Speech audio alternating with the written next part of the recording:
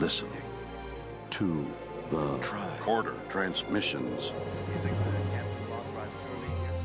Or leave. Episode 22. Just what the doctor ordered. Right, doctor? I couldn't have prescribed better.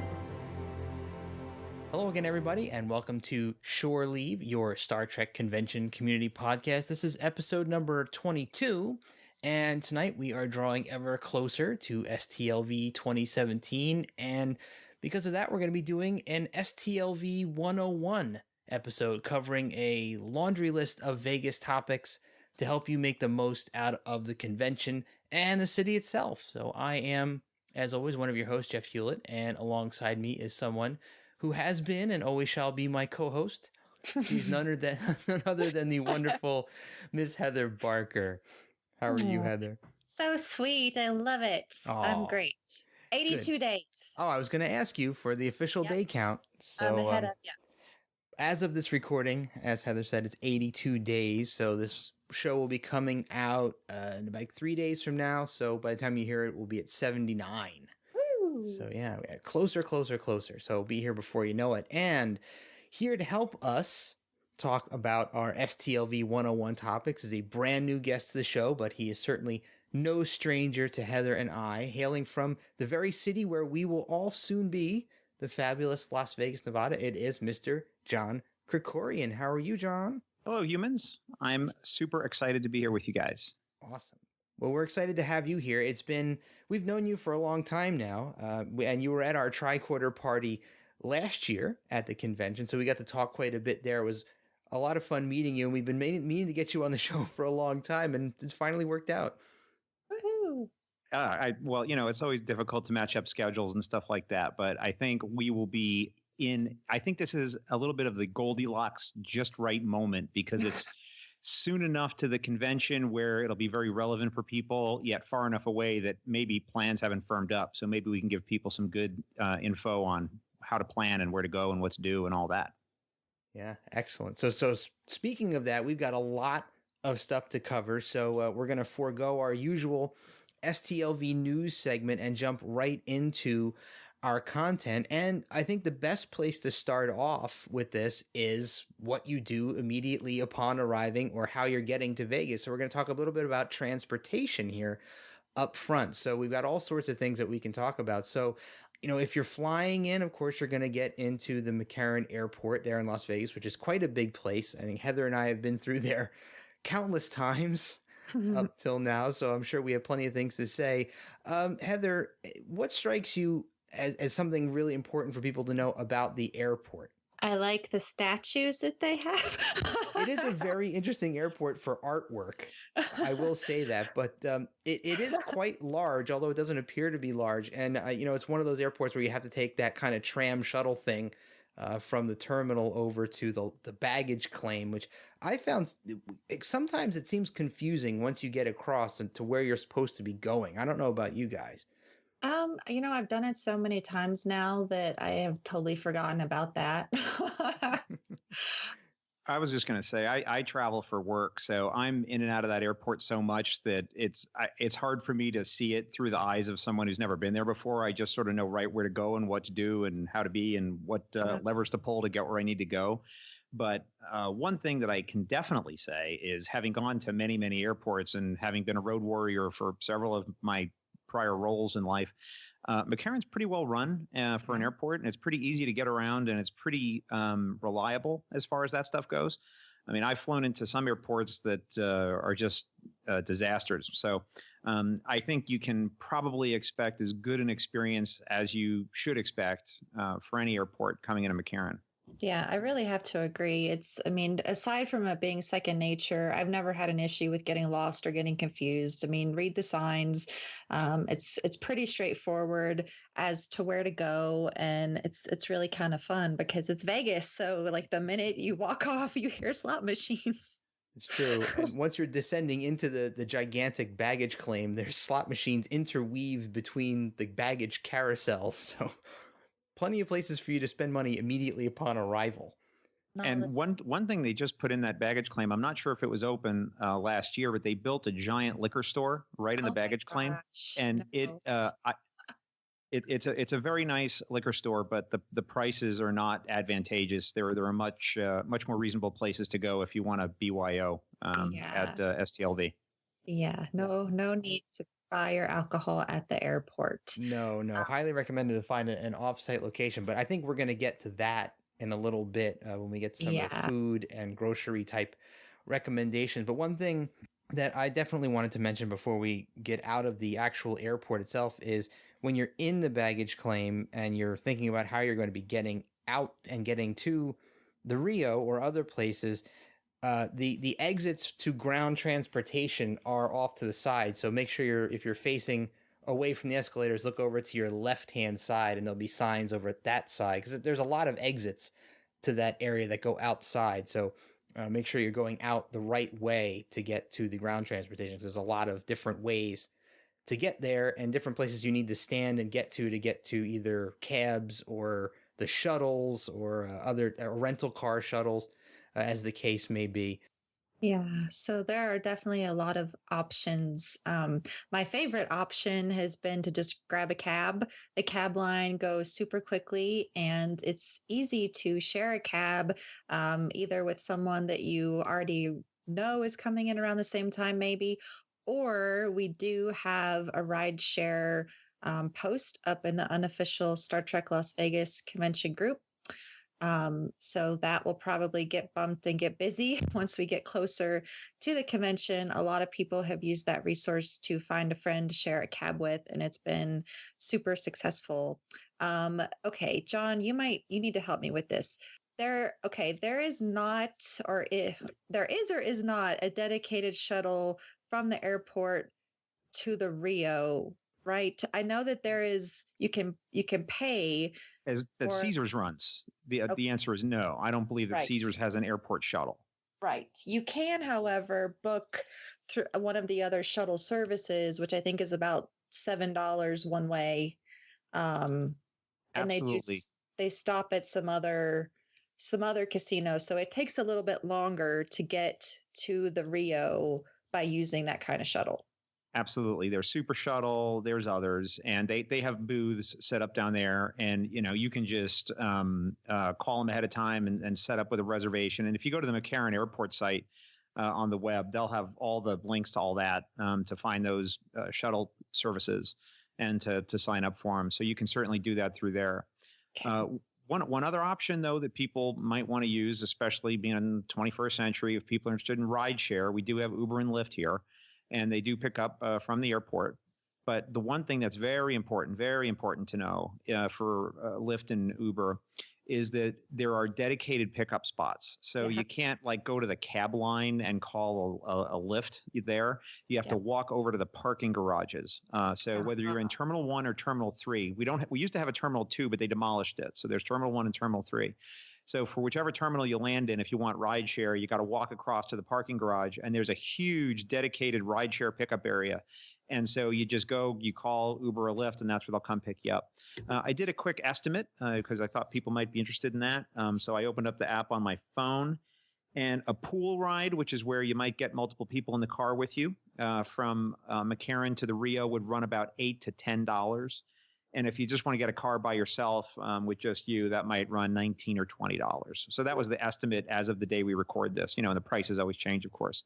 But so that might be an option for people if they're interested as well. I was going to say one other option, which may not be economically viable for everyone, but this is always my go-to option, is I always rent a car when I get to Vegas so that I have the freedom to leave the Rio whenever I want and go wherever I want. But then again, of course, that's not something for everybody, but that also requires the use of a special shuttle that takes you to the rental car area. So it's not connected to the airport as it is in other airports that you may have been to in the past. You actually have to get on a separate rental car shuttle, which takes you probably a good 10-minute, 15-minute ride from the airport to a dedicated building that has all the different rental car places built within it. So depending on the time of day, It can get pretty crowded in there, depend, who you're renting from. The lines can get quite long.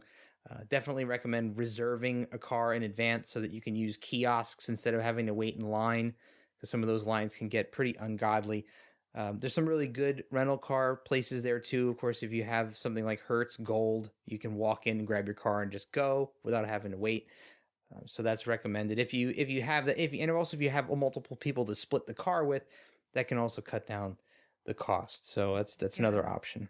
That's what I was going to chime in with. It'll just be really quick. Plus, there's advantages. One being that we'll talk a little bit later about where that you can take your car to places outside of the Rio to purchase things like alcohol and groceries.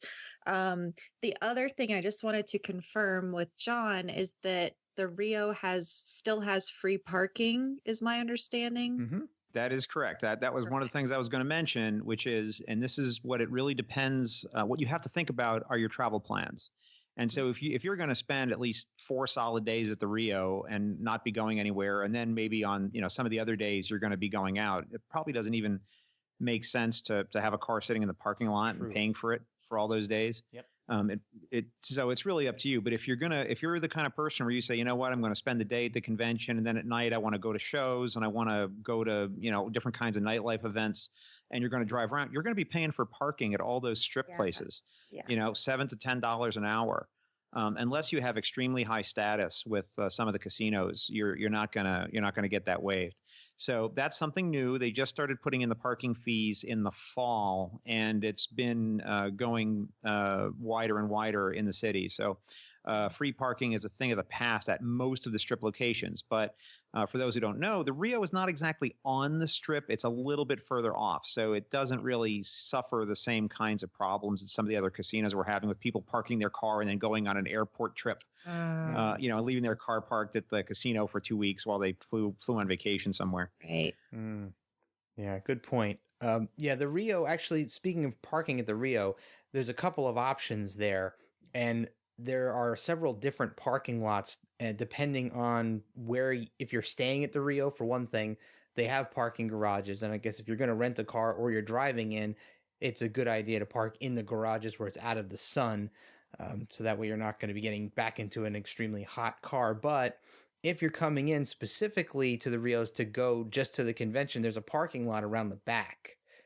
You can follow the signs for the convention center, and you can park literally right by the entrance that brings you into the main reception area where the ticketing area is and the wristband area is. So that's a good idea if you're just coming in for a day, or you're coming in and going back out to another hotel and you want to have really quick access to get in and out.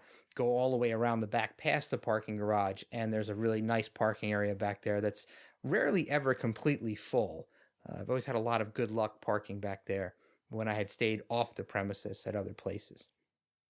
Exactly. And one other thing I'll just throw out there for people to think about as you're putting your plans together for what you want to do in Vegas if you're going to rent a car is if you're thinking about coming to the convention and staying at the hotel for a period of time and just not leaving all that much, and then using a car on the back end to maybe go do some other things, it might be worth your while to look at renting a car from one of the major chains, but off airport. Yes. So because the airport charges all kinds of extra fees for renting the car there. So you can get the same Avis, same Hertz, same Alamo, what all the major chains have local offices where you can rent cars that are far less expensive than what you can do at McCarran. So, make plans appropriately, and it's just a matter of how much you want to spend on it. But certainly that would be a more economical option for people. That's excellent point. And just one thing to make sure that if, as John said, plan accordingly. Not necessarily getting there is not hard, but make sure that if you're going and dropping the car off at that off-airport premises location and you're going to the airport, make sure you leave ample time to get from the car drop-off location, get transportation to get to the airport in time for your security and check-in and all that, and getting in a plane, because it's not as simple as renting from McCarran and just dropping your car off at the thing and jumping on the shuttle that takes you directly back to the airport. So it's a little more complicated, but it will save you some money for sure. All right. Anything else with transportation that we have not covered? Oh, I think we got it surrounded. Yeah, awesome. I think so. So what's next up, Heather? I think the next up will be our hotel extravaganza. So we've got the Rio and its surrounding hotels where are pretty much walking access to the Rio, and then beyond that to the regular strip hotels. I know where some people stay, and then there's the non-casino hotels in the area that you can also stay in. So I guess maybe we can start at the epicenter, the eye of the storm, if you will, the Rio Eye of the itself. storm, the Rio. So look, the Rio is certainly expensive. Yes. It's expensive. That's just a fact. And these days, in the past, they used to kind of waive the resort fee. And though they are reducing the resort fee this year, they're no longer waiving it completely. So that just adds on to the expense. However, it comes down to me personally. The convenience is worth every penny. Mm-hmm. Not just because I live at the Rio for the entire convention, but because I have a disability. And so I need quick access to my room at all times.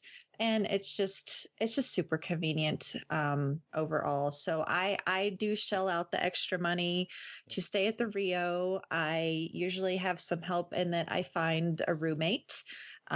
Several of our friends out there find up to 4 or more roommates. I know. So I'm a big fan. I hate to share my secret with everybody. It's awful, but okay, everybody owes me a drink. So I prefer the Ipanema Tower. I like the rooms better there, and I usually just get like kind of the I think it's like, I want to say standard deluxe, but that doesn't sound right. It's their basic room that has 2 beds. So if you share a bed, you can easily sleep 4 people. And I think some of the rooms, the couches might turn into beds, or you can add a cot, whatever. The rooms are big. So if you need to share with lots of people, you can.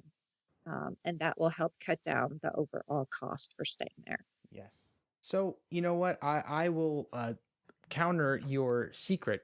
You know, the Ipanema Tower is great, and I do prefer to stay there as well, but there are advantages to staying in the other tower. What's that tower called, by the way? Masquerade. The Masquerade Tower. As it's called the Masquerade Tower, I should have remembered that because it's right by the Masquerade Bar. So if you are a late night partier and you are hanging out at the Masquerade and you need to stumble back to your room, the Ipanema Tower is a bit more of a hike.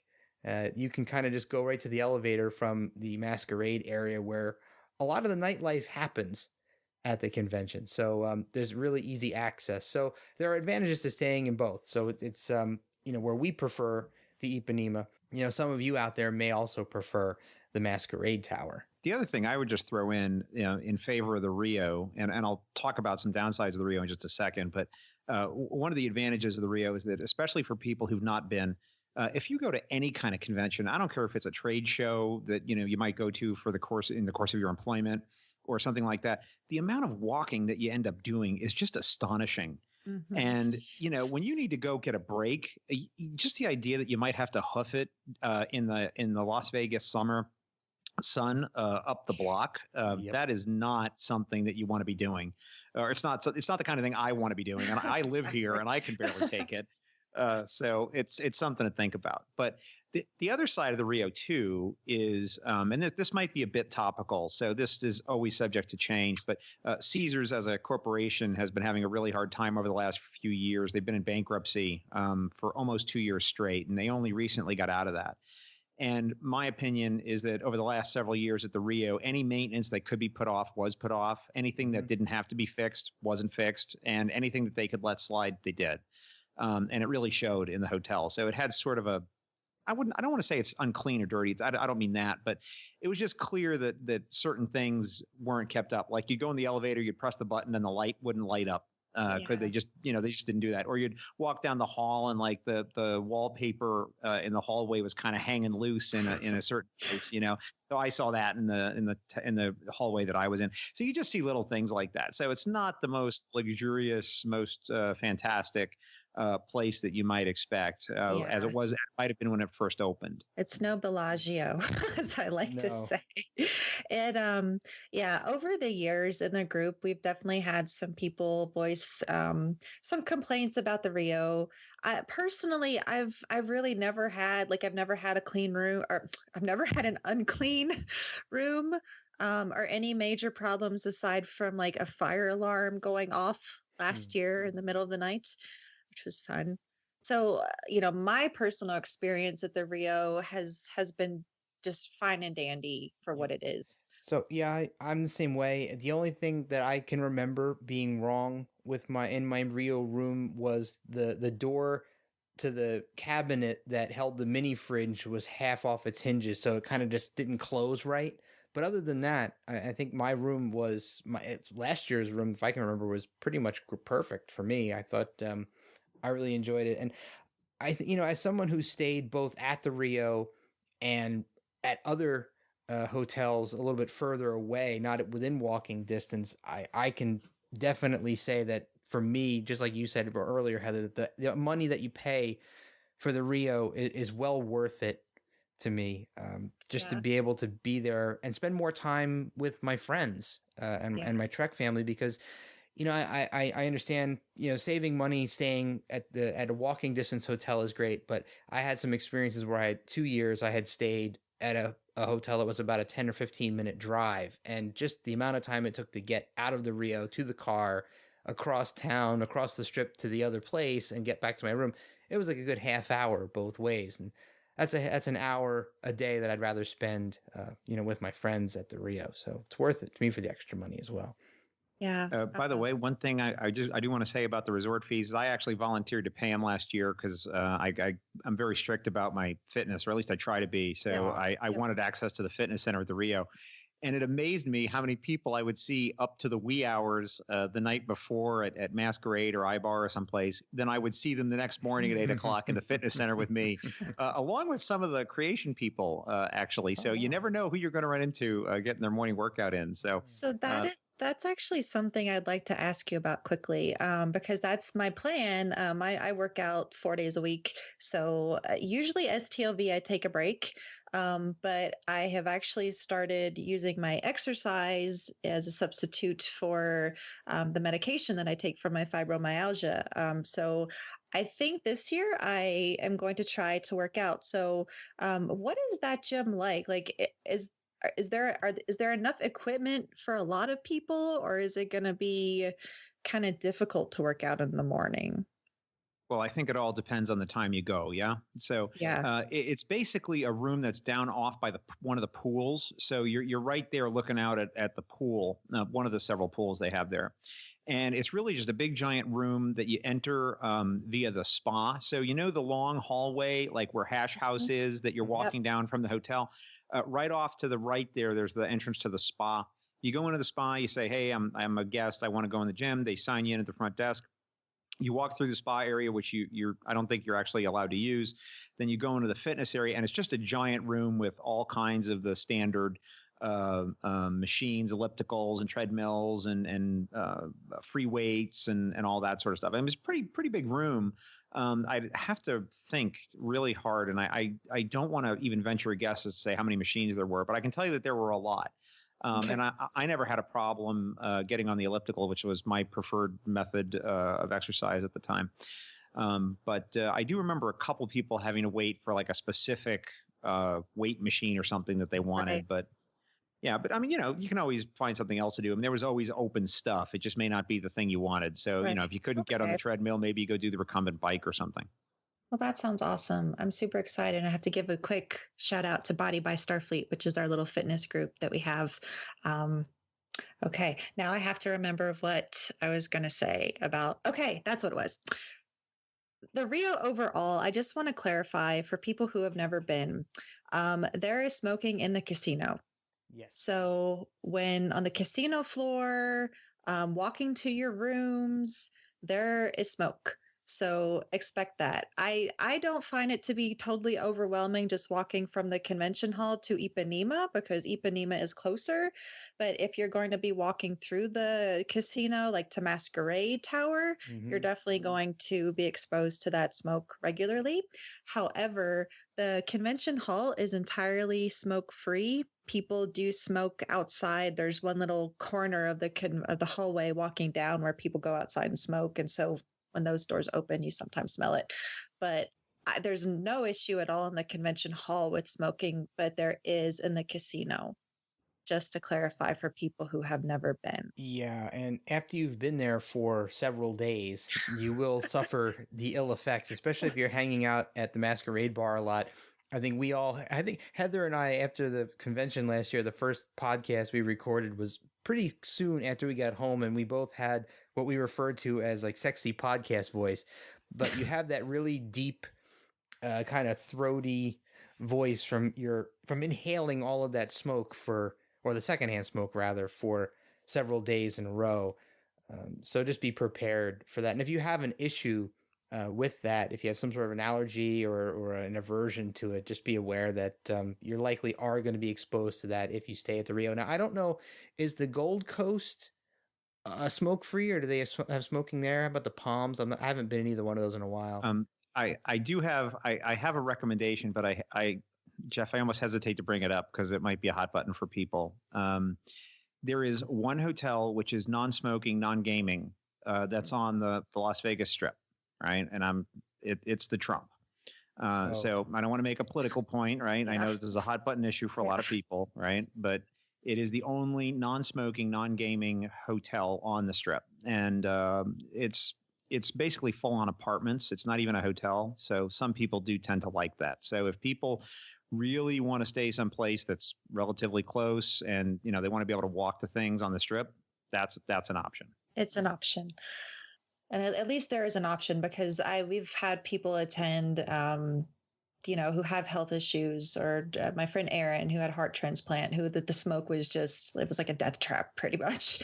So I think it's just really important to emphasize that the Rio does have smoking, and you will be exposed to it unless you just stay somewhere else and then walk in through the convention. Yep. That parking lot near the convention hall. So it's a good way to avoid it for sure. Very quickly, I have stayed at the Gold Coast. The Gold Coast is essentially like right next door to the Rio. I stayed there in 2012, and it was an okay experience. I would maybe rate it only slightly lower than the Rio as far as the quality overall quality. The bathroom in my rooms at the Rio has been better than my bathroom in the Gold Coast. But my understanding is that they have updated the Gold Coast in recent years. John, do you know anything about that? I do not. Okay. But I seem to recall from the group that we didn't get a lot of complaints about it. It seemed to be a positive experience for those who stayed there. Yeah, a lot of people stay there. It is about half the price of the Rio, and we do have a convention rate there. There's a post in the group, and it is also linked to in the STLV glossary in the file section of the group. So you can use that code, and it's like half the price. It is a little bit of a walk, which again, it's a very personal thing. Some people don't mind the walk. Okay, so when I went, I basically walked through the parking garage. At the time, they did not have a specific crosswalk on a little road that goes between the Gold Coast and the Rio. Unfortunately, a few years ago, an elderly couple was struck and killed. And so now my understanding is that there is a crosswalk there. Yes, there is. For people to cross, so you can cross safely. And please, please, please be patient and cross safely. Yes, please. Especially after a long day at the con and maybe a night at the bar. Yeah, we love you guys, and we don't want anything to happen to you. So please just follow that law and be safe. But it's definitely something to consider when it is super hot. A lot of people make it sound like it's just like a 10-minute walk to and fro, and it is not. I think, like, to get from your room in the Gold Coast to the convention hall, it is at least a 20-minute walk. Because the convention hall is on the exact opposite end of the Rio. Yes. So this is, assuming that your room is somewhere up in the tower, up in the Gold Coast, and you take the elevator down and walk out through the casino, walk out through the parking garage, across the street and into the opposite side of the Rio, all the way to the convention hall. It is longer than 10 minutes. Part of it is going to be in the heat. It's very hot. So if you're in cosplay, just think about that. But plenty of people do it and they love it and they have great things to say. So it is certainly the best option outside of staying at the Rio, much cheaper and close. And everyone seems to be very happy who has stayed there. I don't know a whole lot about the Palms. I have only been there once. Last year there was a group rate. I don't expect that group rate to ever be offered again. That was for the 50th because there was so much spillover. But yeah, the Palms is relatively close though, so that is an option as well. I've only, like Heather, I've only been in the Palms one time when I was doing my casino tours out there and just trying to get into every single one. It's really not that far. I don't really know as much about the walk there. Yeah, it's a bit of a longer walk. John, do you have any idea? Like, can you estimate how long a walk from the Palms to the Rio would be? Exactly long enough to turn you into a puddle in the middle of the August sun. It is not something I would recommend, especially if you're carrying a couple bags of goodies back from the vendor's room. Yeah. And gosh, if people really want to hoof it, you can, of course, but I just would not recommend it. I mean, the Palms is a great place. I'm not in any way saying anything bad about the hotel at all, but trying to walk from the Palms to the Rio at whatever time of day when the sun's out can be really something else. And if you're going to stop and socialize at the Masquerade and get some liquor in you, it may not be the best situation to do that walk. That's so true, then you're having to take roadway too. It's on the other side of Flamingo, and it's not necessarily the best neighborhood. The further you get out there, there's some. So I just wouldn't recommend it. I just wouldn't, unless you want to take a cab or something. But same goes for walking to the Strip, by the way. Yeah, you can try that. No. Same route. Yeah. We do not recommend walking from the Rio to the Strip. That being said, so there is a shuttle that goes from the Rio over. Now, when I took it years ago, I went from Rio over to like kind of the Bally's area. I don't know if it goes somewhere different now because it's a Caesars Entertainment. So I'm not quite sure where that shuttle lets you off now, if it's changed. I think it takes you to a lot of the Caesars properties. It just kind of does a circuit. Yeah. But I do recall reading, and gosh, this is something where I'm sure someone in the group will double check me on this. But I do think you have to have a total rewards card now, which is free. But I think you might have to have a total rewards card to ride on that. So it doesn't cost you anything to get one, and they'll give you one right there at the total rewards desk. Yep. And I recommend if you're going to be eating at the Rio, definitely get that total rewards. That's a good point because I think it'll save you a couple dollars at some of the restaurants too if you eat there. So that's my experience with the shuttle. I'm not a big fan of the shuttle. I took the shuttle over to like go eat at, I think it was Cheesecake Factory at Caesar's Palace. And that trip, it was a 4-hour, like between taking the shuttle to get there, going over there, eating, coming back and waiting probably an hour for the shuttle to come pick us up. Yeah, it was a 4-hour excursion. I'm not a big fan of the shuttle. I would just recommend taking a cab. Yeah, especially if you're going out with other people, you could split your cab and save some money because as Heather said, the timing on the shuttle is a little bit lax, so it takes a while. And I think there's a cutoff time limit too. Like there's a certain time of night where it stops running. Yeah, I believe the hours are 10 a.m. to 1 a.m. is I believe. So if you're going to hit the Strip and go out partying at night, be very, very cognizant of the time, especially if you want to get the shuttle back, because you may wind up having to get a cab if you're a little bit too late out there. Yeah, I know that some people who stay on the Strip do try to use that shuttle. And again, with that total rewards card, I think you can get the total rewards card whether you stay at the Rio or not, right? Mm-hmm. Yeah. Oh, yeah. So you could still get that. Like you could go and then get that and do the shuttle back and forth. But it is an option that I know some people take who stay on the Strip. There is that access, and I just want people to be aware of it. You can take it. It's just not my top recommendation for transportation over to the Strip. And maybe we should just say for full disclosure, those who don't know, Total Rewards is the Caesars loyalty program. So every Caesars property is going to have a Total Rewards desk. So it doesn't matter if you're at the Rio or at the Bellagio. You just walk in, go to the Total Rewards desk. They can give you a card right there. Yep. Totally. Yep, And yep. you know what? I'm going to say this now, and I'm probably going to say this at least 2 more times before the end of the show, because we're going to get into topics about going places other than the Rio. And I'm sure John will back me up on this. Be very, very careful if you're going out late at night, especially on the Strip or to Fremont Street. You know, if you're not used to Las Vegas, you're not familiar with it. You know, be on your guard, be very secure, be very safe. Go with a friend or multiple friends, and just keep your eyes open. You know, I'm not saying that something's going to happen, but things can happen. You know, it gets pretty hairy out there, and I've seen a lot of things in my 12 plus trips to Vegas over the years, and just be really careful, especially late at night. Things can get a little dicey if you go the wrong way. So be really, really, really careful out there. I don't mean to scare anybody, but I'm just concerned. I want everybody to be safe and have a good time. You're absolutely right, Jeff. But one thing that I think is a key thing that a lot of people aren't really aware of, especially they're not from a desert environment, is that the desert dryness, when mixed with a little bit of alcohol, can dehydrate people very, very, very quickly, much faster than what they're used to. And that can be a recipe for disaster if people aren't staying properly hydrated. So you're at the con, walking around all day, doing a lot more physical activity, sweating more than you might back home, and you have a few drinks, and then you go out at night, you're walking down the Strip, and it's sucking all the moisture right out of you, and it can make you it can increase the effects of alcohol on the body, and that can sometimes lead to some suboptimal decision making in the wee hours. Let's just leave it at that. Great point. And I've said this before too, and people have heard me joke about this, but this is so true.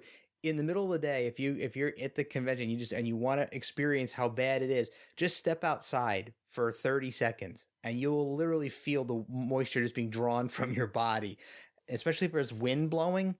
It's really, really, really drying. So make sure you're drinking. And thankfully Creation and the Rio has water dispensing jugs in a lot of the areas around the convention, especially in the main hall.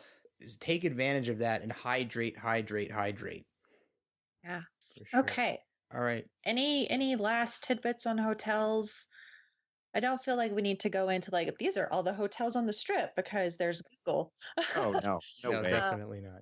Yeah, again, it's really just a personal decision, and if you want a little bit more feedback, if you're not already a member of our group, we're the unofficial Star Trek Las Vegas group on Facebook. Just join our group, and there are tons of posts in the STLV glossary. Like our file section it's our new and improved file section. And it's awesome, by the way. Thank you. And I've got the STLV glossary has links to where we've discussed a lot of these subjects at length. And if you are not already a listener of the show, you might want to go back and listen to some previous episodes where we've also talked about these subjects.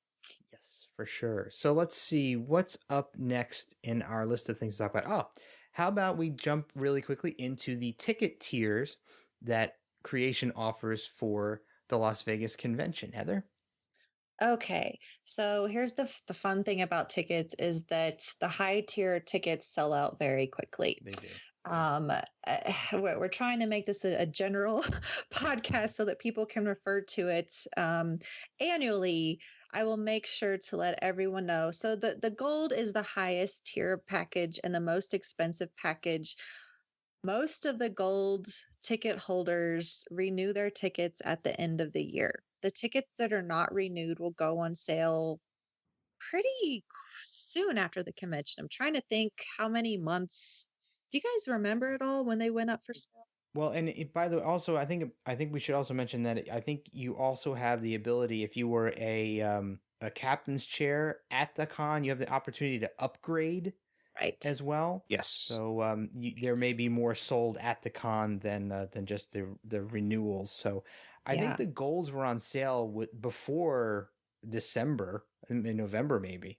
Yeah, I want to say sometime like November, December, the golds went up. And I'm not going to refer to a price point because it changes every year. Yeah, it goes up every year. Pretty much. if you've got, it's cheaper to upgrade or to renew. So if you've got one, go for it. But as far as them popping up, there's always going to be a limited amount that pop up. Let's say November, December. Certainly the most expensive. They're the best seats in the house, front and center. I've got, if you go again in our group in the file section, there is an STLV ticket tiers and perks, kind of a graph, well, spreadsheet thing that I made that goes through and talks about every ticket and what all of the perks are. So gold gets pretty much everything. You get access into all of the events. You are the first for pre-registration. You get your tier specific lanyard and wristband, your reserved seat, admission to the Saturday night gala, admission to the Saturday night dance party, your own tier specific dinner and concert at the Voodoo Lounge. And then you get some little treats like a collector's coin, a discount card to use in the vendor's room, ability to renew your seat, as we mentioned.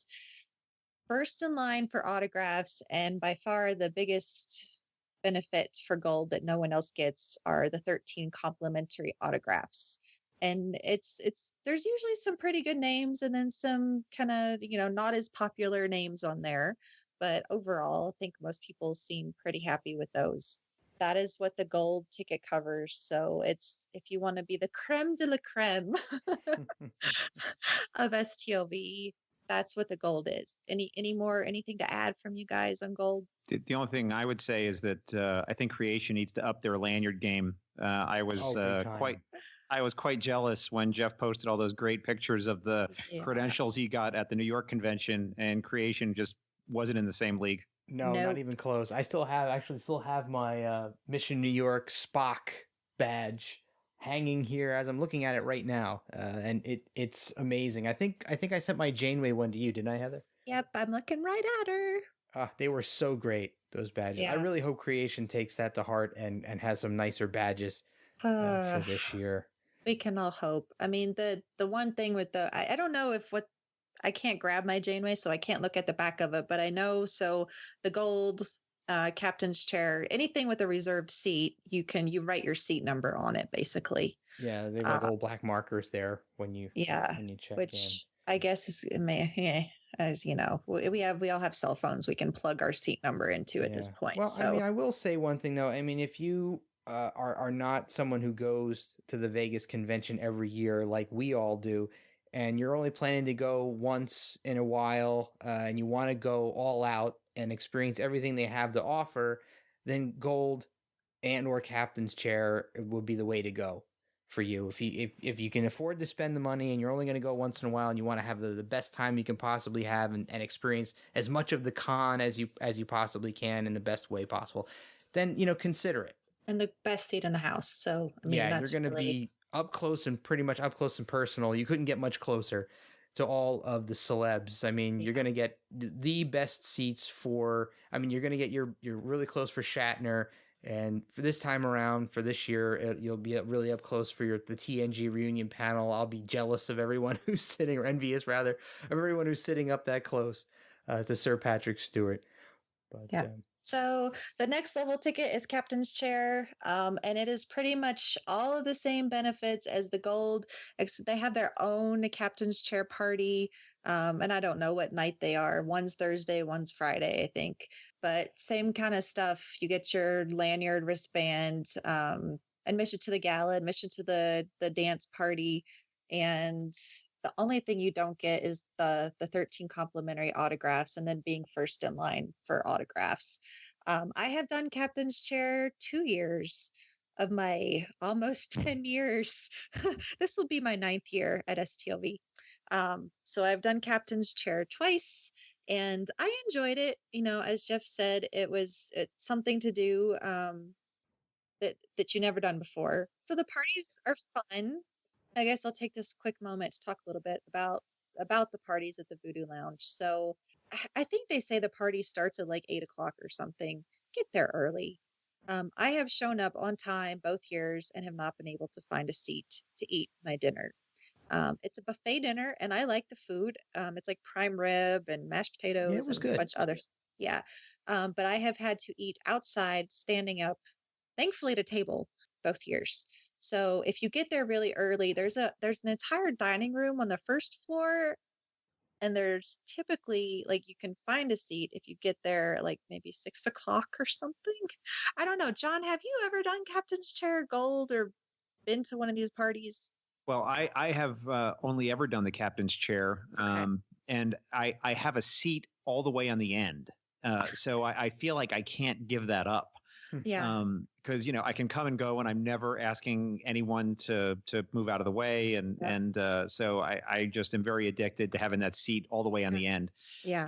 And fortunately or unfortunately, I'm not much of a collector, so I don't have a lot of doodads. My Star Trek collections are mostly books and blueprints and sort of ship related things. So the autograph stuff just didn't ever appeal to me. I went there and I saw the talent, and that's how I wanted to appreciate them. So the gold never appealed to me, but I like the cabin share. I like the parties, but I go alone to these things for the most part. My wife and has no interest in Trek, and my son's a little too young for this stuff right now.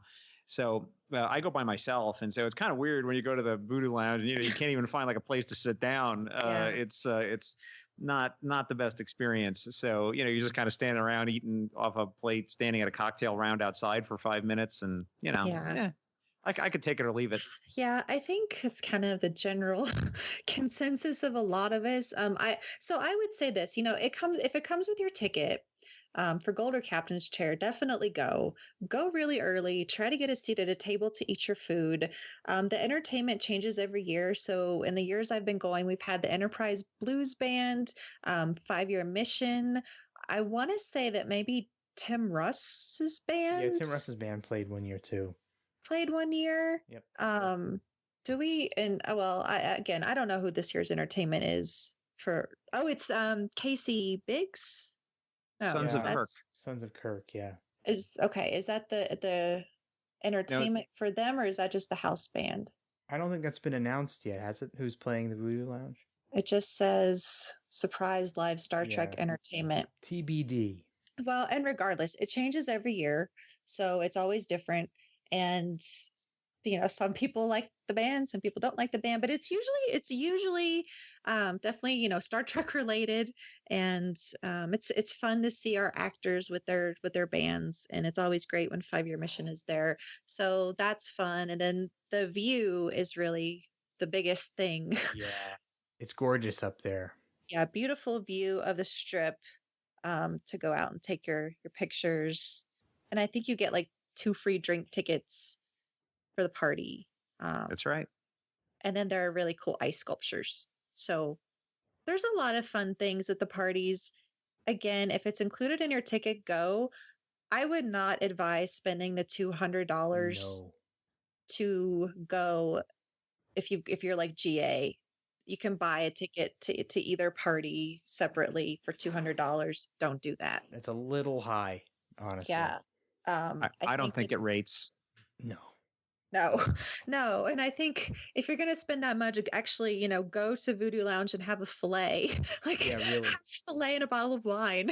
Yeah, seriously. There's a lot of really, we're going to get to this later, but there's a lot of really great restaurants around that area that you could spend half that amount of money and get a fantastic meal. So, but not the view. But not the view. That's true. Well, okay. So let me go down. So then Copper is the next level down. And again, it's a reserved seat. It's access to everything. I guess so you don't have access to the Saturday night dance party. That is only Captain's Chair and Gold. And there's no dinner for Copper. You do get the collector coin, but you don't get the little discount card for the vendor's room. You don't have the ability to renew your seat for the next year. So that one, really, I guess you're mostly paying for your reserved seat.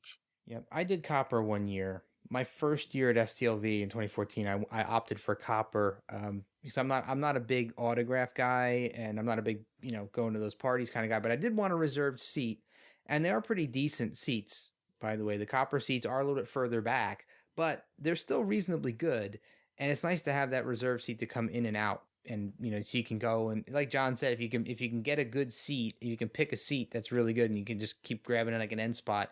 And you can duck in and out if you're a big panel person. So that first year, it was my first time going, and I wanted to see a lot of the panels. So it was nice to have a dedicated seat. I knew exactly where it was, and you didn't have to wrestle with people getting in and out. And it's a nice. I'll say one thing about that, Jeff, which is it was just my luck that for whatever reason, the last 2 years, the panels that have been in the DeForest Kelley Theater, the one across the way, were much more interesting to me. Agreed. And so I spent more time, I think, in the DeForest Kelley Theater, which has open seating, than I did in my assigned seat over in the main hall. So take that for what you will. That's a good point. It's true. And with the addition of the Roddenberry Stage too, now you have a third option that's not reserved seating. It's not confirmed that stage is coming back yet. Just to clarify, hopefully it will. Crossed. It was awesome, and we would love to see that return. So let me just take a minute to tell everybody right now, you cannot buy gold or captain's chair tickets via Creation's website. The only upper tier ticket you can buy is copper. And right now we're recording this in May? May of 2017. So that gives you an idea of when these tickets will sell out by. In the unofficial Star Trek Las Vegas group, we have created a subgroup that is the STLV buy sell group. We started that last year for the 50th, and I think we're going to continue having that subgroup. So we do have people selling some gold, some captain's chair tickets at value. We don't allow any kind of scalping. Some tickets are being sold at a discount. We do our best to keep that group moderated so that there's people that we know have a Star Trek affiliation. They're in some other Star Trek group, so it's not just random nobodies. But we do just advise you to be smart about buying your ticket, paying for your ticket. We are not liable if something does happen. We do hope that you would report that. Last year we didn't have anything like that happen, but we created the group because there was a need for it. There are tickets available. Again, this is just 2017 I'm talking about. I hope that in the future we'll still have this group and people will still be selling their tickets. So this will still be relevant. But Golden Captain's Chair do sell out. I don't know how many copper packages are left. I think that you can go through the system and find out. We do still have general admission weekend. Over the years, I have found that I spend very little time at panels, which I am sad about. So I'm changing that this year. But I have made a decision for myself that general admission is the ticket for me. I've done a couple different levels now. In the past, I think it was a preferred general admission, which I guess is now what copper is. Yep. So that you had a reserved seat. And general admission just works out the best for me. You pay for all 5 days. There are still tickets available for it for general admission right now. Pop back to my document. So the fun thing about the GA weekend is that you get access to everything except, before I forget to say this, this is this year specific, and I'm mentioning it only because it may happen again in the future. We do have a separate TNG panel this year that they are charging for. It is included in gold captain's chair and copper packages. It is not included in general admission weekend or daily. So I think that ticket is like $30. Yep, $30. Right. So $30 if you do want to attend. It's on Friday night, so it's kind of after convention hours. It's still going to be a really great opportunity. There was a lot of drama surrounding this incident that I don't want to talk about it on the podcast. But just in case this happens in the future where we have a panel that you are expected to pay for, I just want people to be aware of it. It's not included with every single ticket.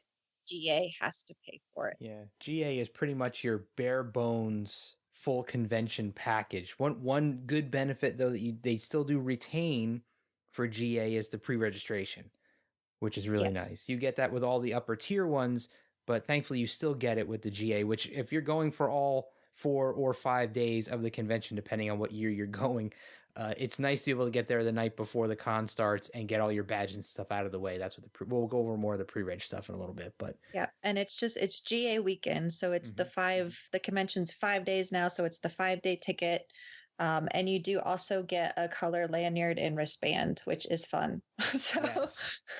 uh, yeah. So it's, I just a quick little aside. I'm happy with with GA Weekend. Over the years, they've improved their audio visual equipment, so you do sit pretty far back. You can certainly walk up and take photos of people on stage. Please be mindful and respectful of other people when you do that. But as far as like, seeing people, in my opinion, like after that first set of golden captains, like you're kind of far enough back that it doesn't really matter. You're going to be looking at the screen regardless. And since the screens have improved so much over the years, I really don't have a problem with that. I can see what's going on stage. Yep. Um, Yep.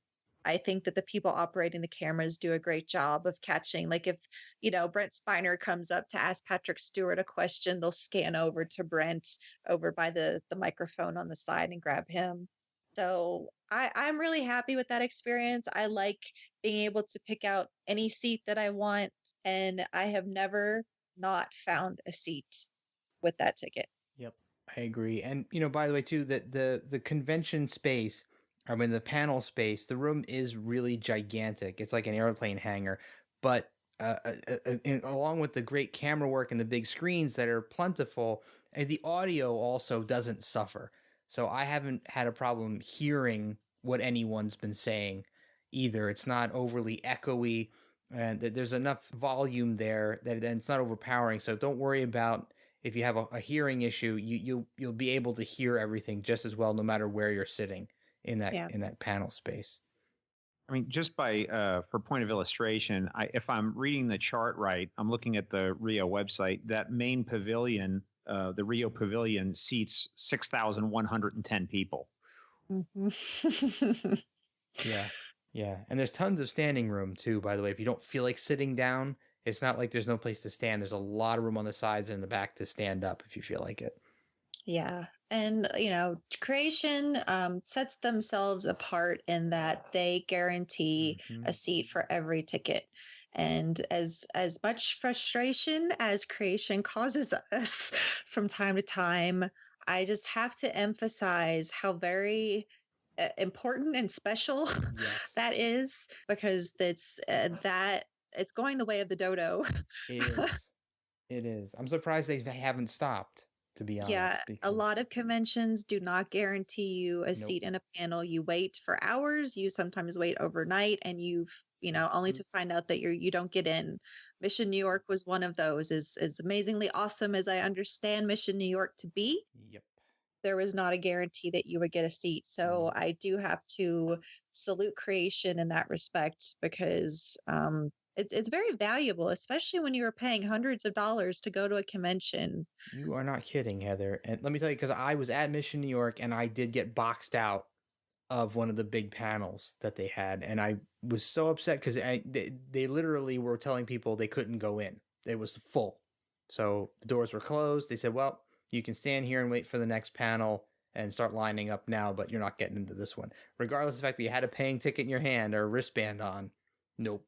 But that doesn't happen at a creation convention, and that is the value of that is immeasurable to me, because there are, you may not want to see every single panel, but the biggest ones, I mean, Shatner, you're going to have a seat for Shatner.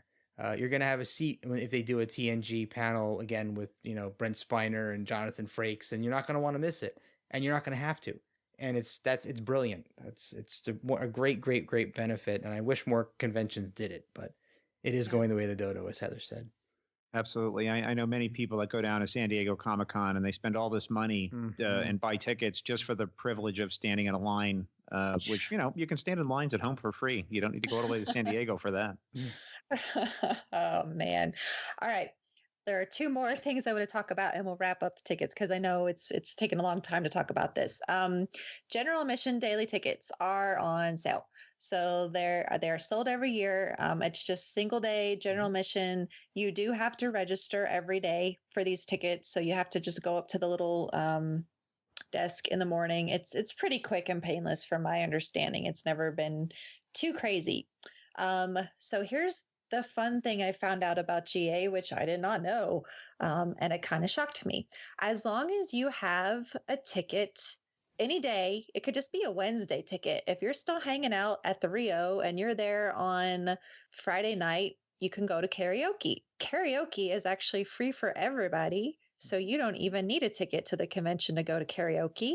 And it is on Thursday and Friday nights. It is a lot of fun. I've gone last year, I think we went both nights. Yep, we did. It's, it's loud and boisterous, and I really enjoy it. It's fun. It's Trekkies singing and freaking out and having a good time. And some of the celebs show up too.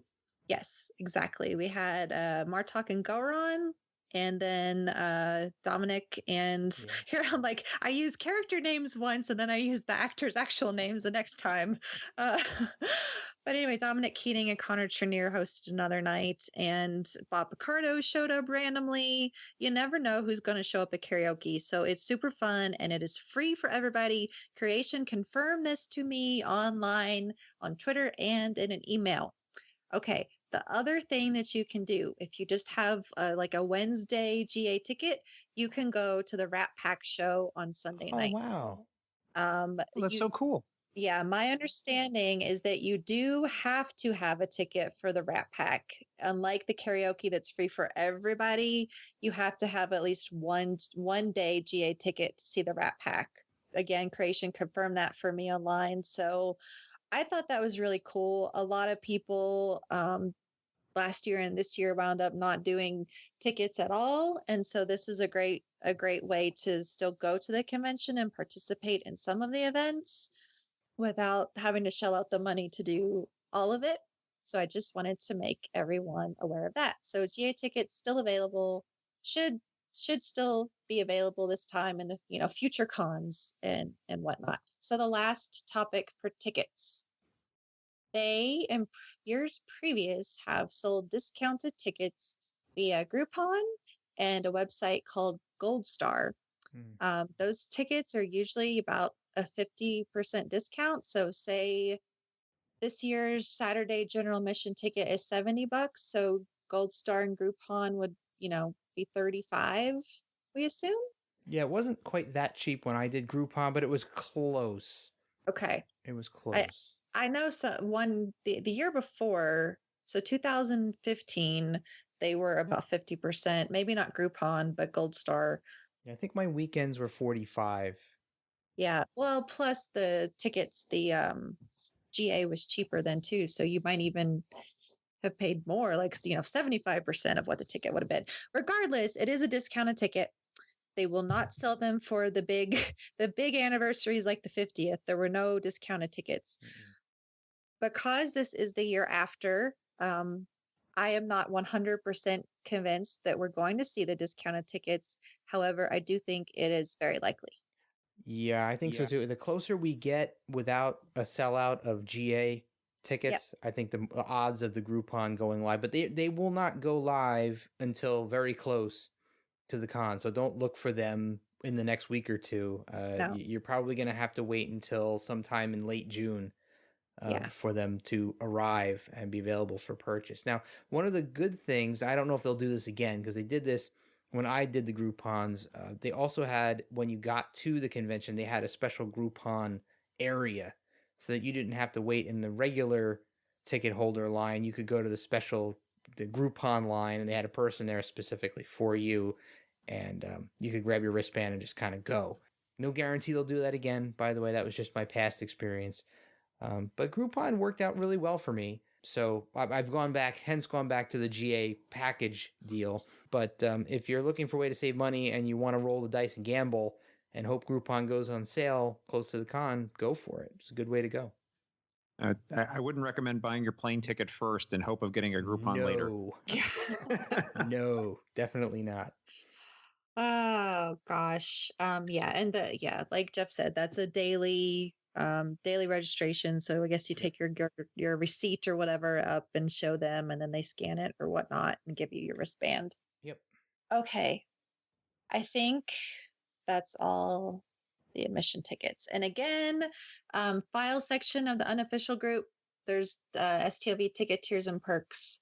for you to check out so that you can see what all of the advantages to each ticket tier are. Yeah.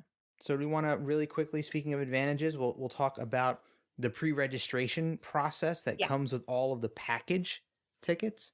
Now, if you're buying a package ticket, and what I mean by package ticket is, gold, captain's chair, copper, or the general admission full convention pass, you get access to what they call pre-registration, which happens the night before the convention officially starts. And so it depending on the ticket tier that you buy, the more expensive the ticket you buy, generally the earlier the pre-registration starts. Now, I think, if I'm not mistaken, for gold and captains, I think you can pre-register as early as 6 or 7 o'clock p.m. the night before.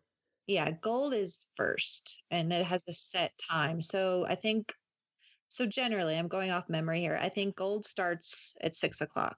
I want to say last year, I think they did something different. And that just might have been a 50th thing, but it started in the afternoon. Yes. If Oh, wow. my brain works right on that. No, Yeah. you're correct.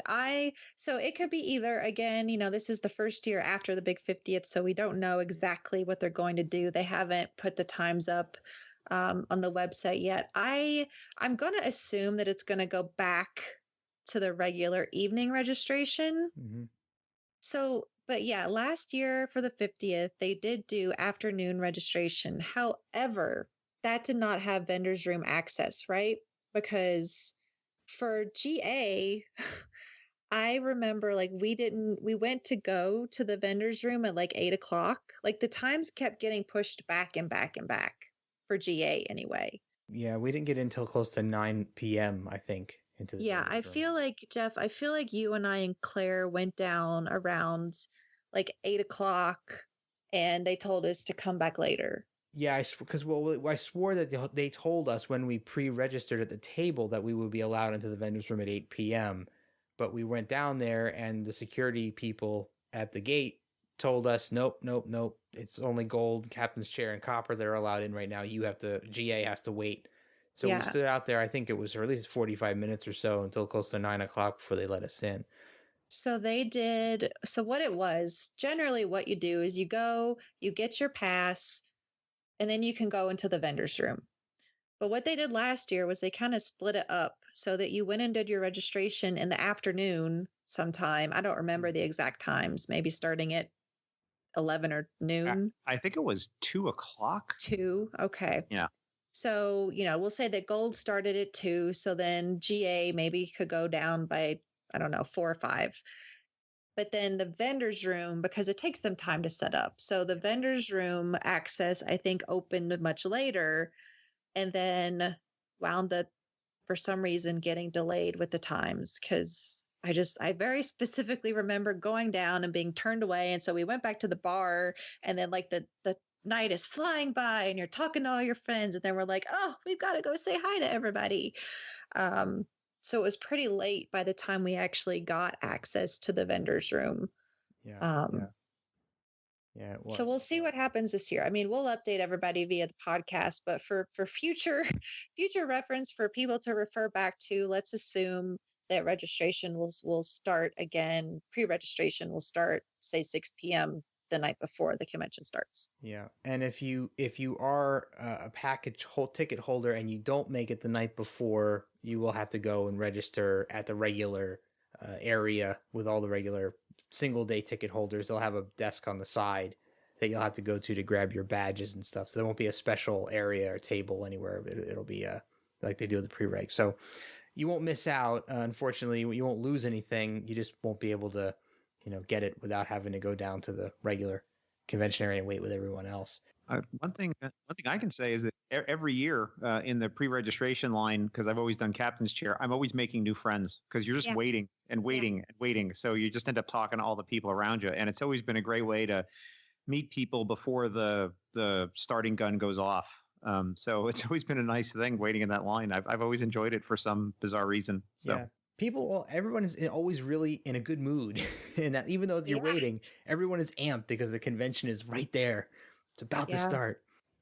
I find it adorable that usually, I mean, sometimes by 3 o'clock, gold people are already lining up. they're already excited and getting in line to get their stuff. And I just think it's so cute because, like, we're like, oh, we're just GA. We're going to go walk down the hall and see what's set up. And there's already this line of people super excited to get in.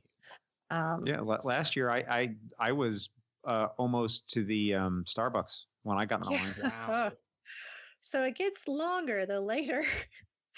That's why people line up at 3:00. Okay. All right. Anything else about pre-registration? No, I don't know if we made it totally clear though that if you are GA, you do have to wait until later. There is the creation will have times that you'll be allowed to go based on your ticket tier. So of course, gold goes first, and then it's staggered an hour or an hour and a half difference, I guess, between each tier. So if you are GA, you may have to wait until, later in the evening, whatever they tell you, like 9 o'clock or 8 o'clock or something before you can go and get it. So, so I think that's about it for pre-registration. What else can we talk about? So the general convention layout. I know we touched on this on a bunch of our other shows in the past, but I think we can kind of get a consolidated conversation about the convention space itself and all of the different areas within the convention space. So I guess we can kind of start by talking about the walk from the casino all the way down into the convention space. So as John was talking about before, there was a Starbucks there where he was waiting in line. And just to give you an idea, the Starbucks is way, way, way down the hall from the actual entrance to the convention space proper, but you have to walk past it. So it's a very long hallway that leads from the casino, and it's a downhill walk going down, and it's an uphill walk, of course, going back. So keep that in mind as well. I mean, I know we have a lot of listeners out there who have handicaps. So, if this is your first time going, be prepared for that long uphill climb going back up to leave. It's not that bad. Yeah, it's a bit of an incline. It can be a little rough. Just warning people ahead of time. People be prepared. But yeah, so you get down and you come into this long hallway into this big open space where you do your ticket registration for your day passes, and straight ahead of you is usually some sort of we don't want to spoil it, but there'll be some sort of a construction there in the middle, some Star Trek themed stuff in the middle that you can take pictures by, and of course the main panel area, the pavilion, is straight ahead, and you'll have the signage will all be there. You guys have anything you want to bring up about this? Well, technically, that space is called the Rotunda. Yes, good call. Yes, it's the Rotunda. There's also restrooms here on the one side if you want to earmark where the restrooms are for easy access. Yeah, they're on the right-hand side when you come in. They have a pretty adequate amount of restrooms, I think, throughout the whole convention area. But right when you walk down that hall and walk into that rotunda, you'll see the main theater, which has previously been the Roddenberry Theater or the Leonard Nimoy Theater. That is the main theater where all the big stuff happens. Your bigger panels, like the TNG panel, DS9 panel. If Patrick Stewart is by himself, Shatner's by himself, Takei's by himself, like they will all be in that ginormous warehouse of a theater. Yeah, it's huge. And one other thing that I want to throw out about this rotunda area that's really easy to miss, there's usually some tables set up on either the left-hand side near the entrance to the theater or on the right-hand side near the entrance to the hallway that heads down towards the vendor room, where a lot of times you'll find some cool stuff, freebies that are laying there. Sometimes it's just business cards and brochures, but other times I've seen Creation throw out some merchandise there, little key tags with the ships on them. I remember we saw one year laying there, and some of the crafty folks put out some of their wares for people to take from those tables. So if you're looking for some cool little swag bits, make sure to look for those tables. And I've seen them there every year so far, and they're there every day, and sometimes there's different stuff on them different days, so keep your eyes peeled for those. They also have a monitor usually showing clips. Oh right, yeah. And that's the one knock, is that I always wish they would have just a room just showing episodes. I would so enjoy that, but they never do that, and it seems like a no-brainer to me. And the ironic thing is that when the Star Trek conventions first started, that was a huge part of what they did. They would bring in the reels for shows and have a projectors set up and everything so that you could sit in a room and everyone could watch Star Trek together. It's something that gets brought up every year, so much to the point that our very dear Jim Morehouse brought his own equipment last year for us to watch it in his room together. But, we can't fit the entire convention into Jim's room. No. But it's, you would think that the fans would not be forced to bring their own Star Trek to watch. You think that they would provide that in some way, and they just never have, which is super sad. My only guess is that it might be some kind of licensing issue, but there's no reason not to do it if that's not the case. Well, Yeah. It could be a good way for people to get turned on to CBS All Access if they gave you a couple of day free pass for coming to the convention. You could watch Star Trek all you wanted with your... Last year, we did get a discounted All Access incentive that was in our registration packets. Oh, I do remember that. I don't. Yeah, I didn't get that in GA, no. Yeah. Oh, maybe that was for get it. Captains in Gold then. I don't know. But we had a discounted thing or like a longer trial period. I remember there was some kind of flyer in there. Maybe I'm misremembering it, but I do remember that there was something specifically about it. And they were promoting it, of course, with Discovery. Yeah. Well, and who knows? I mean, who knows this year with the, we don't have a release date yet. It may not come out until after the convention, Discovery. And so we may all see something like that, which would be super neat. I will point out, too, that these days they usually have a map of the convention hall in that same rotunda area. I think it's actually very close to that monitor that plays Star Trek.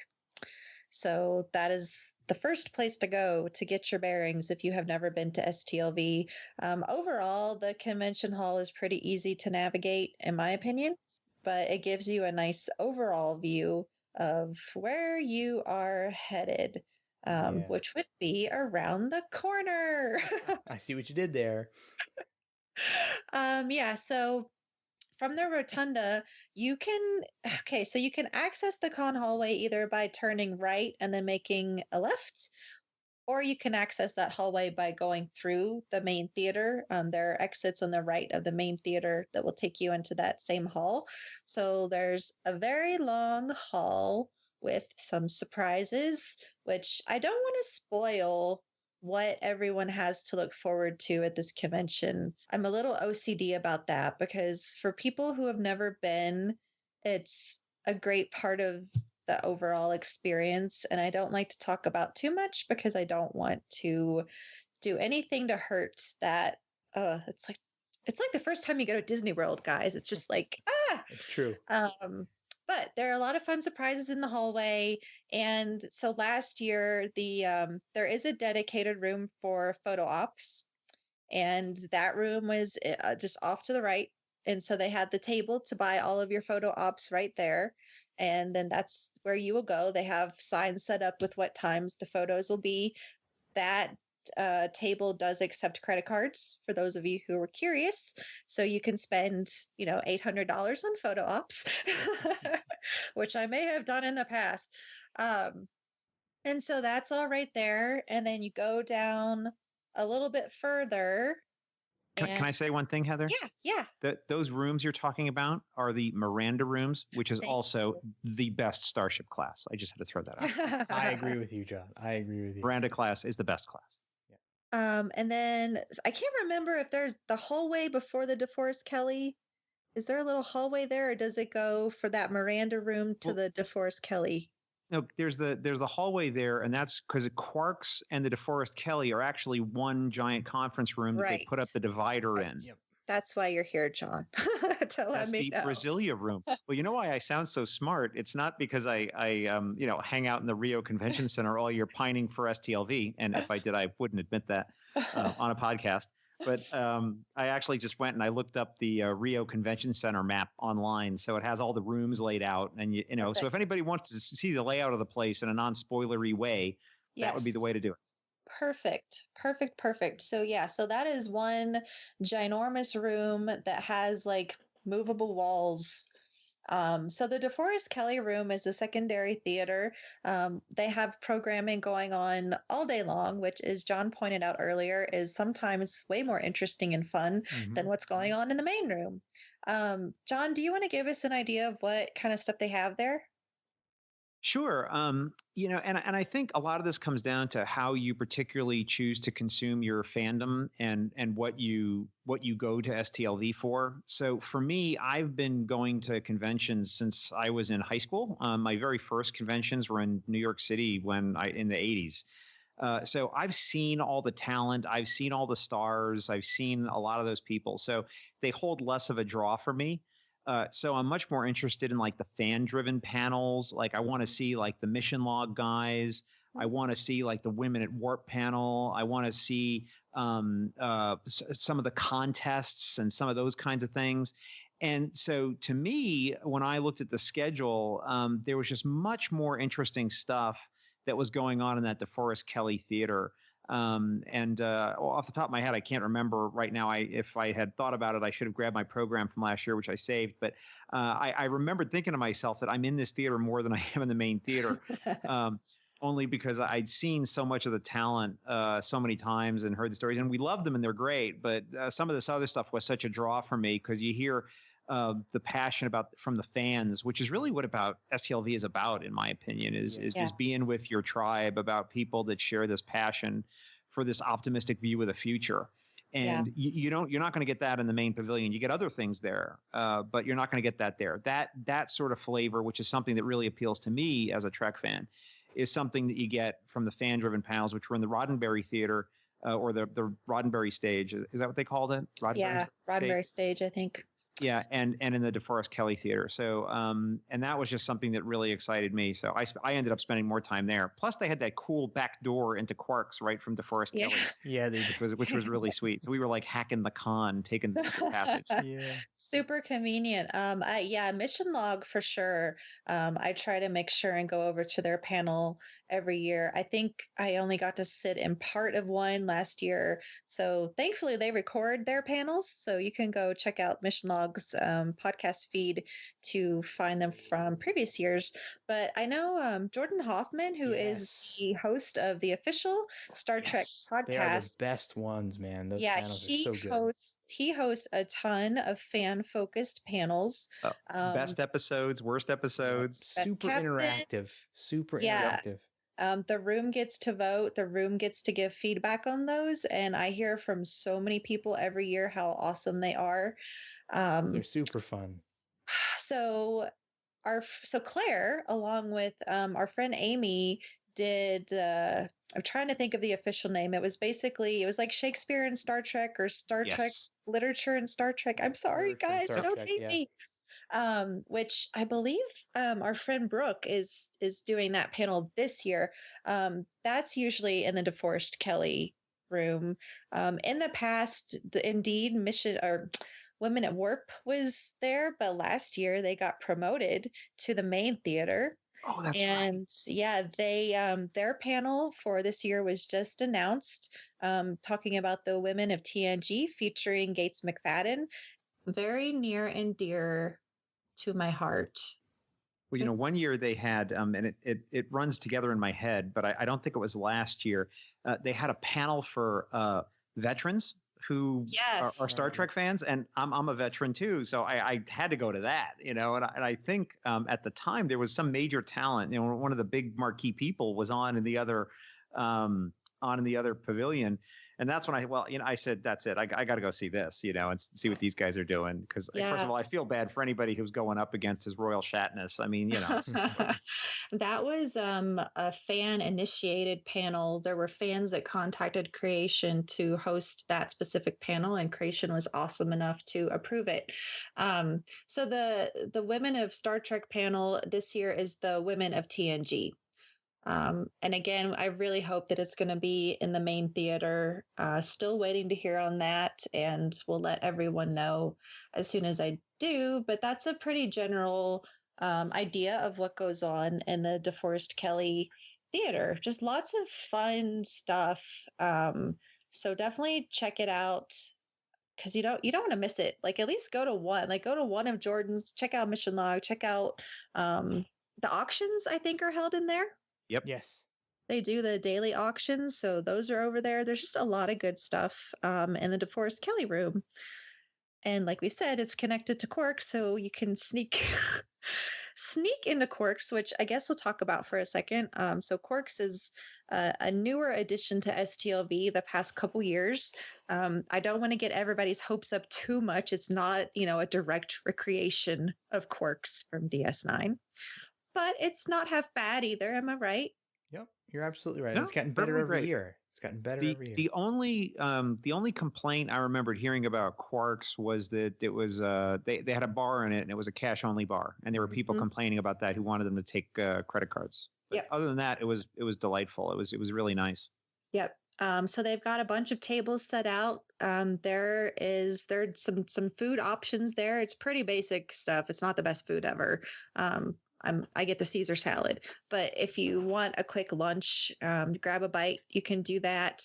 They did have during the daytime, they have a little bar area. I don't remember that serving alcohol during the day, but I know for karaoke, Yeah, they did have bars set up Yep. at night. There's Yeah, it probably opened up at some point in the afternoon. Okay. I don't remember when, but maybe I'm just guessing around dinner time. I don't know. That was Yeah. just a guess. I don't have a strong recollection of that. So probably later in the day. I don't I don't know if there's any general rule about whether you can have alcohol in the convention hall during the daytime. Yeah, I don't recall ever seeing any rules about that. I don't see people really that often No. drinking during the daytime. There are no bars that are super close No. to the convention space, so I don't think they're stopping anyone from probably not. No, breaking I mean, something that'd be down. pretty unusual for Vegas for sure. Yeah, exactly.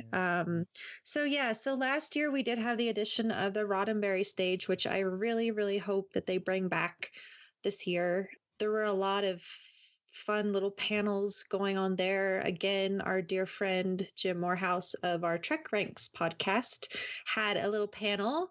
The fan who fired the phasers, was that the name of it? Yep. So he talked about his experience being on Star Trek Enterprise. They did several versions of the match game, I think with John Champion hosting that. Mm-hmm. Yes, very fun. There was a podcast summit. So I think there were 8 different podcasts represented there that talked a little bit about what all they do. There was a lot. I mean, there was so much. I just lose track of everything that was going on. But it was a great little place to just go hang out and have fun. A little smaller of an area, so Yeah. Too small. Yeah, it definitely got crowded at times. And then in the evenings, they had the Roddenberries band play there. So I don't know if that was every night or just a couple nights. I remember there was one night where it was conflicting with karaoke starting. So that was a little bit of a cluster there. But one of the things that really frustrated me last year, and boy, you want to talk about first world problems, right? But is that with the 3 different stages going on at the same time, in the program, they don't give you like a master schedule to see everything that's going on at once. They just list every room and then what's the schedule for that room. So you might say, oh, I want to go to the Rio Pavilion and I want to go to see that thing at 7. And then you have to look and see, well, what's in the other theater at 7? Oh, and then what's in the Roddenberry Stage at 7. And so it kind of got to be unmanageable at points. And I just felt like I wasn't managing my time very effectively. And I just wish that they'd had a better layout in the program that made it easier for us to follow, especially with the addition of the 3rd stage. Yeah. I agree. I know that I think Jara made like a pocket schedule, but I don't remember if it really like did that kind of thing where it put this is what's going on at 2:00 across the entire convention. I will take a minute to note that the schedule for the convention does not come out until the week before the convention. Mm-hmm. This has been a long-standing frustration with STLV. I don't know that it will ever improve. I hope so, and that someone listening 5 years from now already has the schedule in May. One of the saddest parts too is that a lot of other conventions have started to add the ability to have an app on your phone that will give you all of that information, but Creation doesn't seem to have gotten up with the times. I know they tried it one year and it didn't work very well. So guys, it's a shame that they don't have something like that. But I know a lot of people do create them and post them online so that you can get them and bring them onto your phone as well. So I'm sure people will be another plug for our unofficial Facebook group, Star Trek Las Vegas Convention Facebook group. I'm sure that some of our group members will have something like that. So keep your eyes on the group, and people may post something on that group that you can download to your smartphone that'll have a schedule that you can just cross-reference like that. Yep. So yeah, lots of fun stuff. The karaoke goes on. They open up all the walls, and so you have karaoke at night. So lots of stuff there. So I'm overwhelmed thinking about all the different rooms that they have now. So they have a separate room now for autographs and the celebrities. That room was a bit further down the hall to the right, I think. Yep. The tropical room. Right. So they used to have them all together with everyone in the vendor's room, and they split it off, which a lot of people really liked. Personally, I still find the room to be a bit cramped and not easily navigable for anyone who might have a wheelchair or scooter. I wish that they could make that room bigger and just easier to move around in for everyone. But that's where you will go typically to see I'm trying to think like some of the actors that are in there. I didn't spend a lot of time in there last year. Our Klingon friends were in there. 5-Year Mission had a table in there. Yep. Yeah. Some of the original series actors. Yeah. So they're hanging out in there. A little bit further down towards the end of that long hallway is where they have had the original series bridge set up. So you can go into that room and listen to the wonderful ambient noise of the bridge and take pictures of the bridge. But to take a picture on the bridge, you have to buy a separate ticket. A lot of people ask about that. There is no access to that bridge without paying to take your photo on it. You can walk in and look at it, but you can't go onto it. No. Well, one added benefit though last year, and this is again not a guarantee that they'll do something like this again, but in the Quark's bar area, they did have Captain Kirk's chair that you could take a picture in for free. So yes, that was they did. A nice benefit. So I don't know again if they'll do that this year or any subsequent years. You may be listening to this, but I'm hoping that they keep up that level of nice little extra side things. Yes, I will say this without spoiling too much. You will have opportunities to take a lot of fun pictures that you won't have to pay for. Yes, you will. Yes. So then the biggest other room, I guess, is the vendor's room, which you do have to have a ticket to access that. They are pretty strict on checking your wristband to get in there. And that is where you can spend all of your monies. I felt really bad. I felt really badly last year for those vendors who got squeezed into like the overflow vendors room because they just did not get a lot of traffic and they were really cramped in there.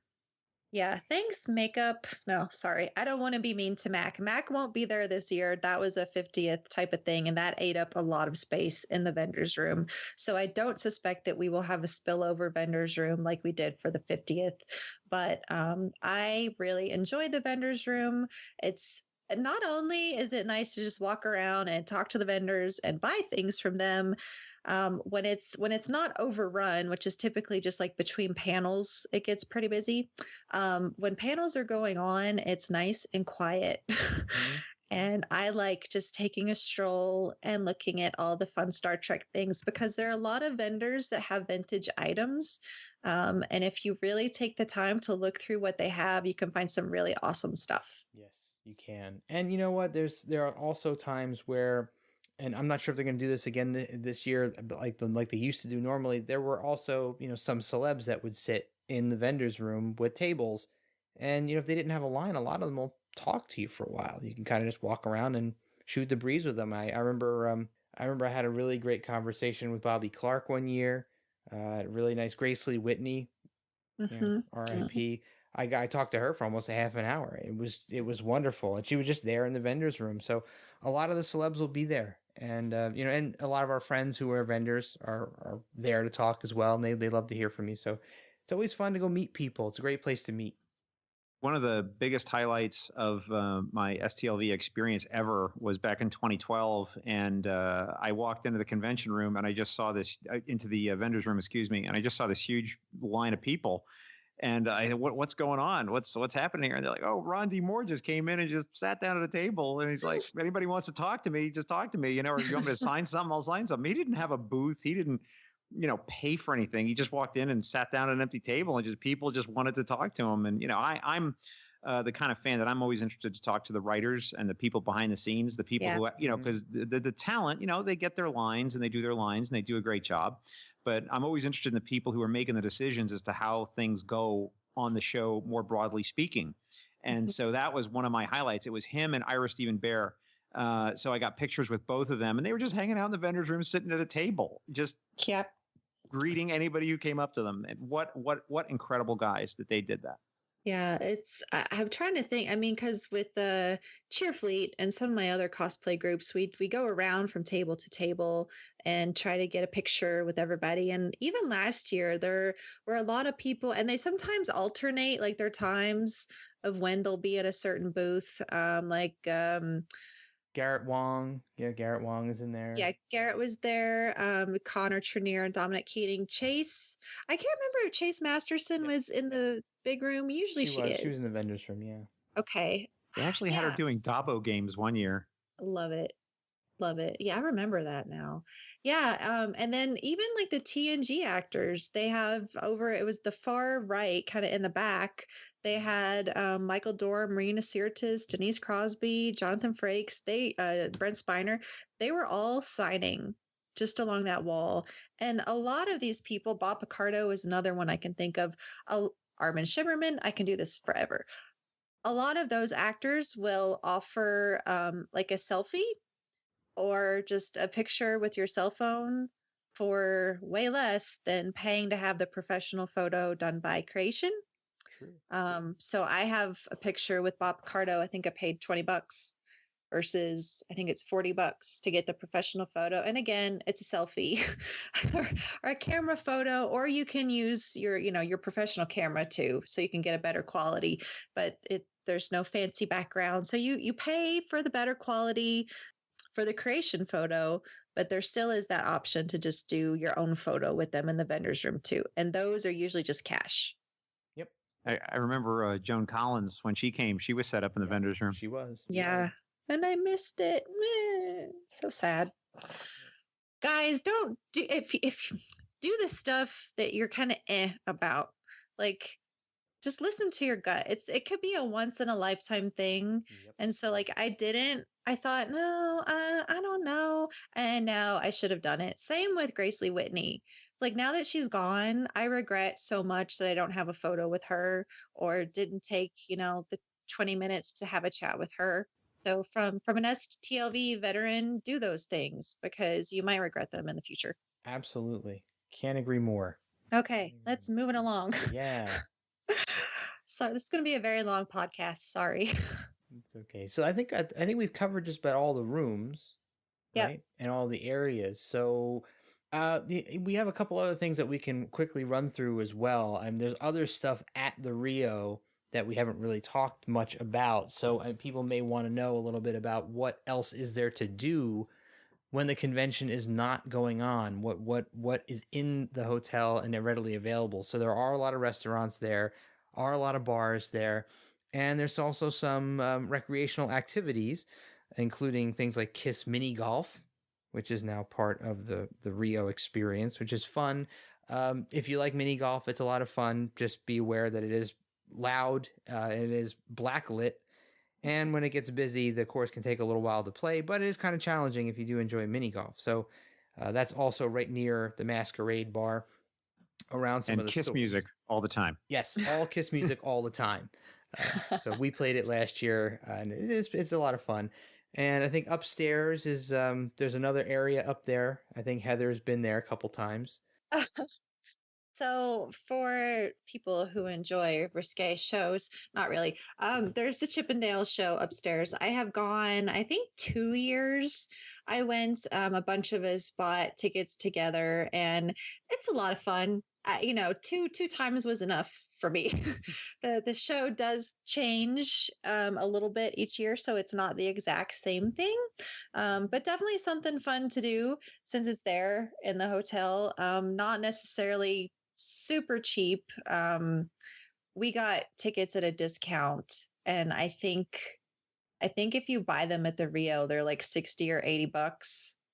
So something to keep in mind with doing that, but it's fun. Mm-hmm. Yep. Yep. I've heard a lot of good things. So you've There's got also a zip line. Oh, yep. There's a zip line, the Right. Voodoo zip line, which I didn't do. Did you do it, John? No, I've never done it. But it connects the two towers at the top of the Rio, from what I understand. But from people that I know that have gone on that are into zip lines, the one that seems to get the most positive play is the one that's at Fremont Street. Yeah. Yeah. They've really improved that too since they first built it. It was pretty basic when they first put it up, but now I think it expands the entire length of the street. And you go through some pretty cool structures now. I saw some pictures of what they've done to it recently, but we'll talk a little bit about Fremont Street in a minute. So also inside, there's a couple different bars. We mentioned the Masquerade Bar, which is the usual default hangout for the Trek crowd. There's also the I Bar, which is also pretty neat. It's more of an enclosed area with a little bit more seating, which we spent some time at last year. And I think there's a lot of restaurants as well. So there's an Asian restaurant we've been to a couple times, which is pretty good. Was there an Indian restaurant as well in the Rio? Yeah, I can't think of the name. I can't remember the name either. Yeah. I was just going to say, I want to give just a little tip, by the way, for those people who are staying over at the Gold Coast. I understand that the Chinese restaurant in the Gold Coast gets really, really good Yelp reviews for being very authentic and very high quality. It's called Ping Pang Pong. Nice. Interesting. Cool. Do they still? There was a Fridays when I stayed there in 2012. And then a buffet over there. There's also a buffet at the Rio. Yeah, I wasn't that impressed with the buffet at the Rio. I tried it one time. Didn't stack up to some of the other buffets around the strip, but it was good. It wasn't terrible, but it's pretty average in my opinion. But it's supposed to get great reviews. Like it's supposed to be one of the best buffets in Vegas, from what I heard. Yeah, I've always been a fan of the Planet Hollywood buffet, which used to be the Aladdin buffet. That was my favorite, but John may have more experience. I'd recommend the Wynn buffet for that. I mean, it's spendy as all heck, but man, oh man, it's really an experience. Nice. Awesome. Yeah, there's the Indian restaurant. I mean, there's a nice variety. My favorites, so it's not really a favorite. It's just American Bar and Grill is your standard bar food. We go there a lot, and it's pretty good. My absolute favorite place to eat is Hash House A Go Go. However, they're only open for breakfast and lunch. I think they close around 2, definitely by 3. But super, super yummy, super big portions that you can split with friends. And it's kind of like moderately priced. It's not bad, yeah. And then I think our favorite addition as of last year, replacing the Burger King Whopper Bar, was straight out of Colorado, Smash Burger. Awesome. Yeah. How many times did we eat there? Like 4 times? 5, 6. Times? I don't know. We ate Smash Burger so much, but it's awesome. I love it. The service is pretty quick. I think the line at Smash Burger moves way faster than the Burger King line ever moved. Yeah. We usually found a seat pretty quickly. I mean, it's small, so it's not huge, but I don't think we ever were without seating. So yeah, I really enjoyed it, and we'll definitely be going back. Yep. And I guess you got some other low level stuff. This comes in Wetzel's Pretzels if you want a little quick snack. Yeah, there's a sports deli too that it doesn't seem appealing to me, but other people enjoy it. So yeah, and like I said, a few options over at the Gold Coast. And then John, I think you're aware of some places that are a little closer to the Rio, within walking distance. Within walking distance, oh goodness. Well, Vegas is a car city, so there's not too much that's within walking distance. But I will offer a local gem, which is not that far away. It's actually right past the Palms on Flamingo, and it's a little tiny Italian restaurant called Pasta Mia. and it is absolutely one of my favorite places. And it's right on the corner of I want to say Arville and Flamingo, right next to the Palms. So there's a strip mall there with like a Starbucks and a Thai place and all that. So that's the only place I can think of that is even reasonably within walking distance. Okay. Again, it's a hike because you're walking past where the Palms is from the Rio to get to it, but it's certainly a hike. But there's lots of, the whole point of these casino resorts is they want to keep you there in the property, right? So, you really have to struggle to go hungry in one of those places. They're going to have lots of choices and lots of different options for you. Yeah. So I'm also a big fan of just quick little idea for anyone. Grab a cab and pop over to one of the groceries. Most of us have maps on our phone, so you can. What's the local grocery chain there? Well, we have several, but they're actually not. So we have what's called Smith's, which is the closest one, which is right up on Decatur. And that is actually Kroger's, but it's called Smith's here. And if you want Safeway, we have that too, and that's called Vons. So you can go to Vons or Safeway, and they will have, those are full-fledged grocery stores with everything. Yep. And in Nevada, we also have beer, wine, and liquor sales in grocery stores as well, which they don't have in not every state has that, but we do that here. Not in Colorado.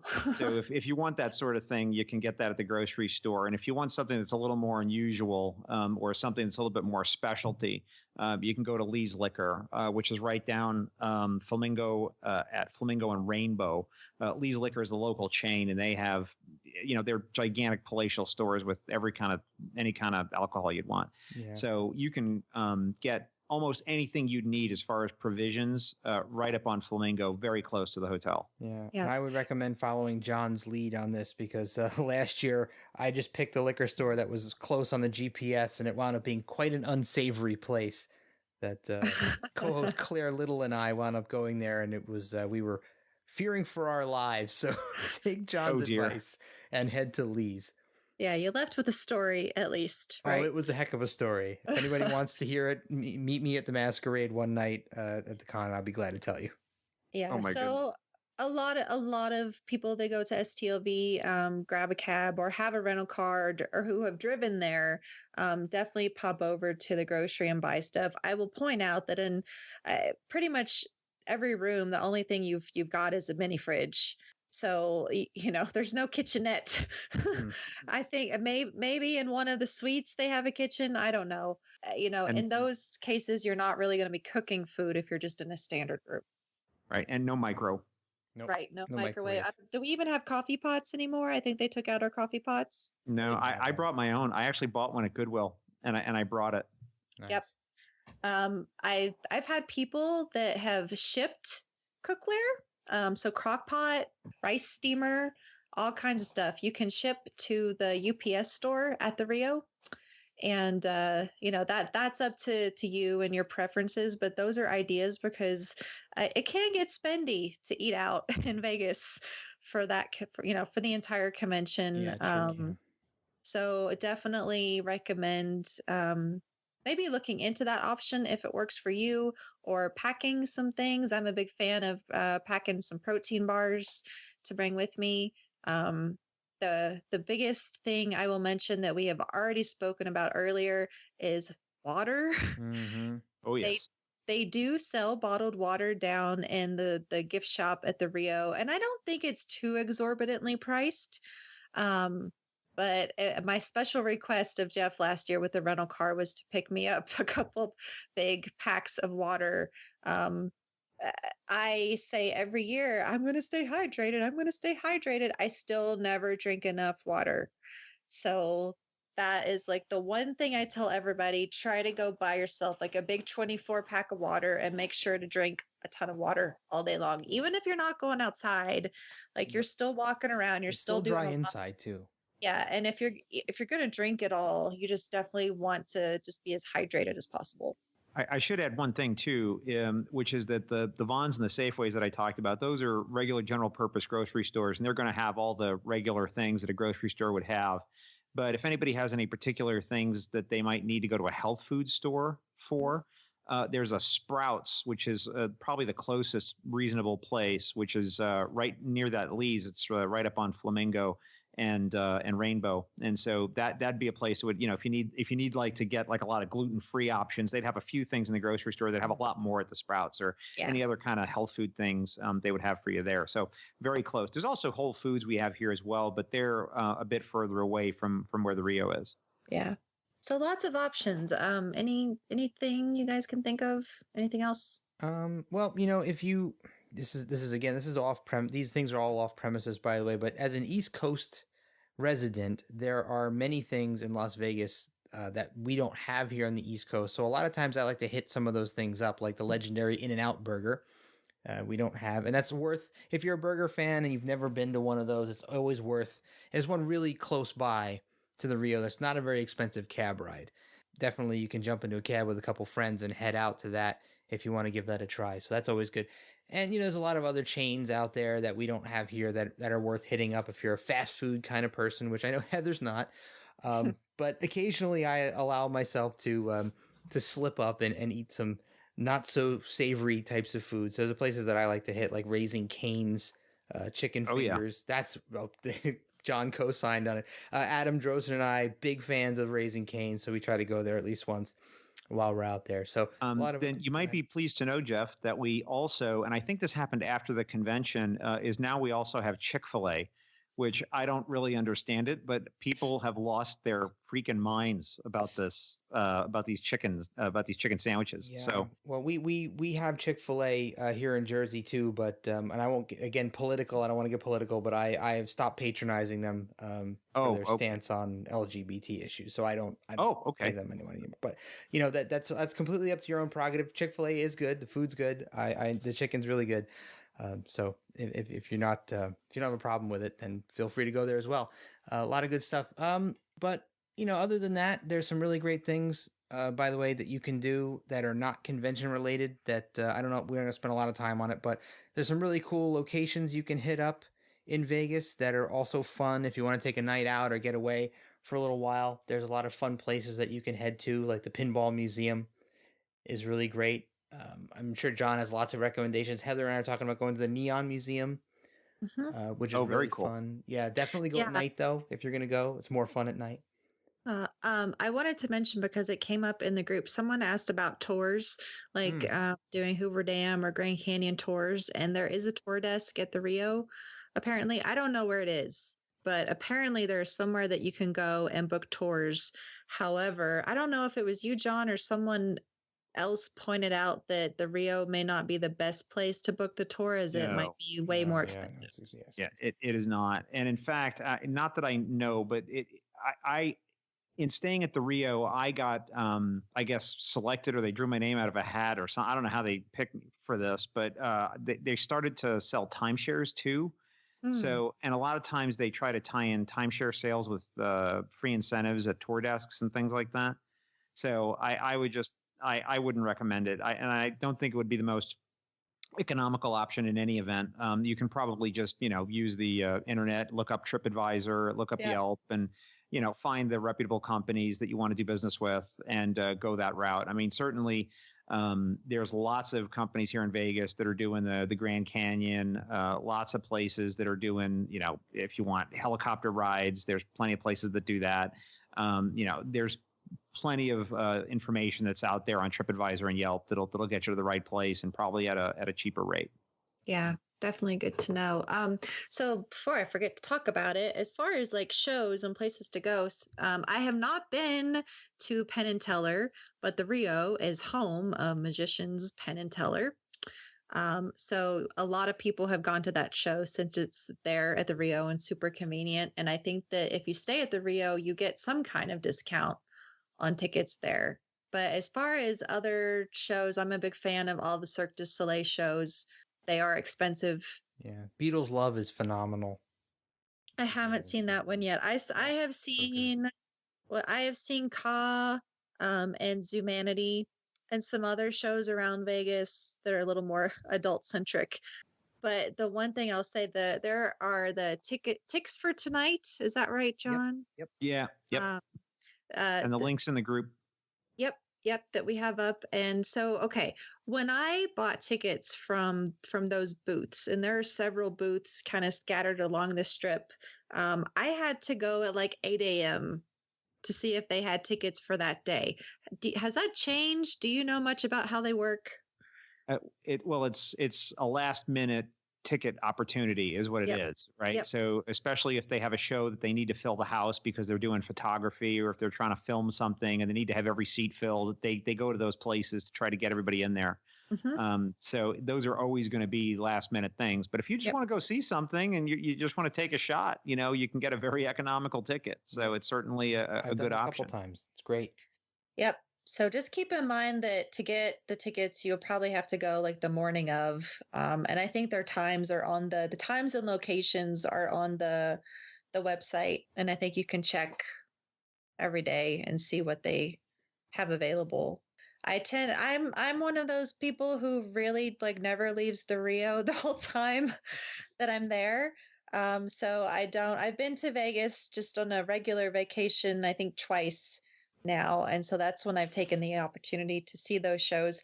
I did want to point out two events. One that we talked about last Shore Leave, which is Larry Nemechek's Geek Nation Tours, which is Tuesday, right, Jeff? Yeah, it's the day before the con starts. Okay. Early in the morning. Yes, it's like 7 a.m. So there is that to do, which sounded really fun. A fun option to do if you're getting in early. And then I'm gonna have to look this one up. The Gaze in Space Party. So I didn't know that this happened last year. I don't think it was marketed very well. Well, that's not a criticism, just that I had no idea that it was going on. It is a party that is being held at a separate club outside of the Rio. It's being held at Flair Nightclub, which is on East Flamingo. And that's Friday from 6 to 12. And you do have to buy a ticket to that party.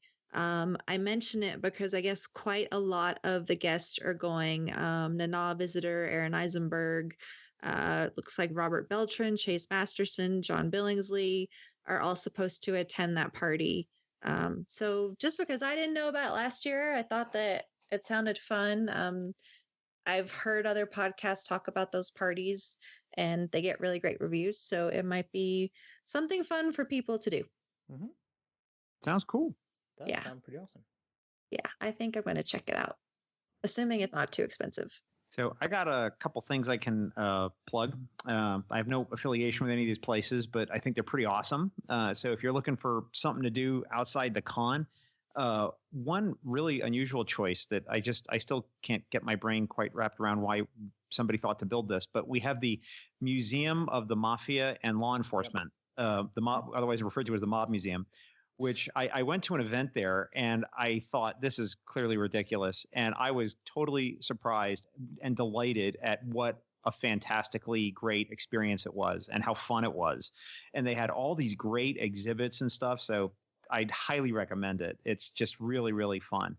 And a really good location also outside the con. If you want to stay within the fandom community, but you just want to change of scenery outside the Rio, the Millennium Fandom Bar is in downtown Vegas, and it's a very Trek friendly, nerd friendly, cosplay friendly environment with an owner who really cares about fandom and that sort of community.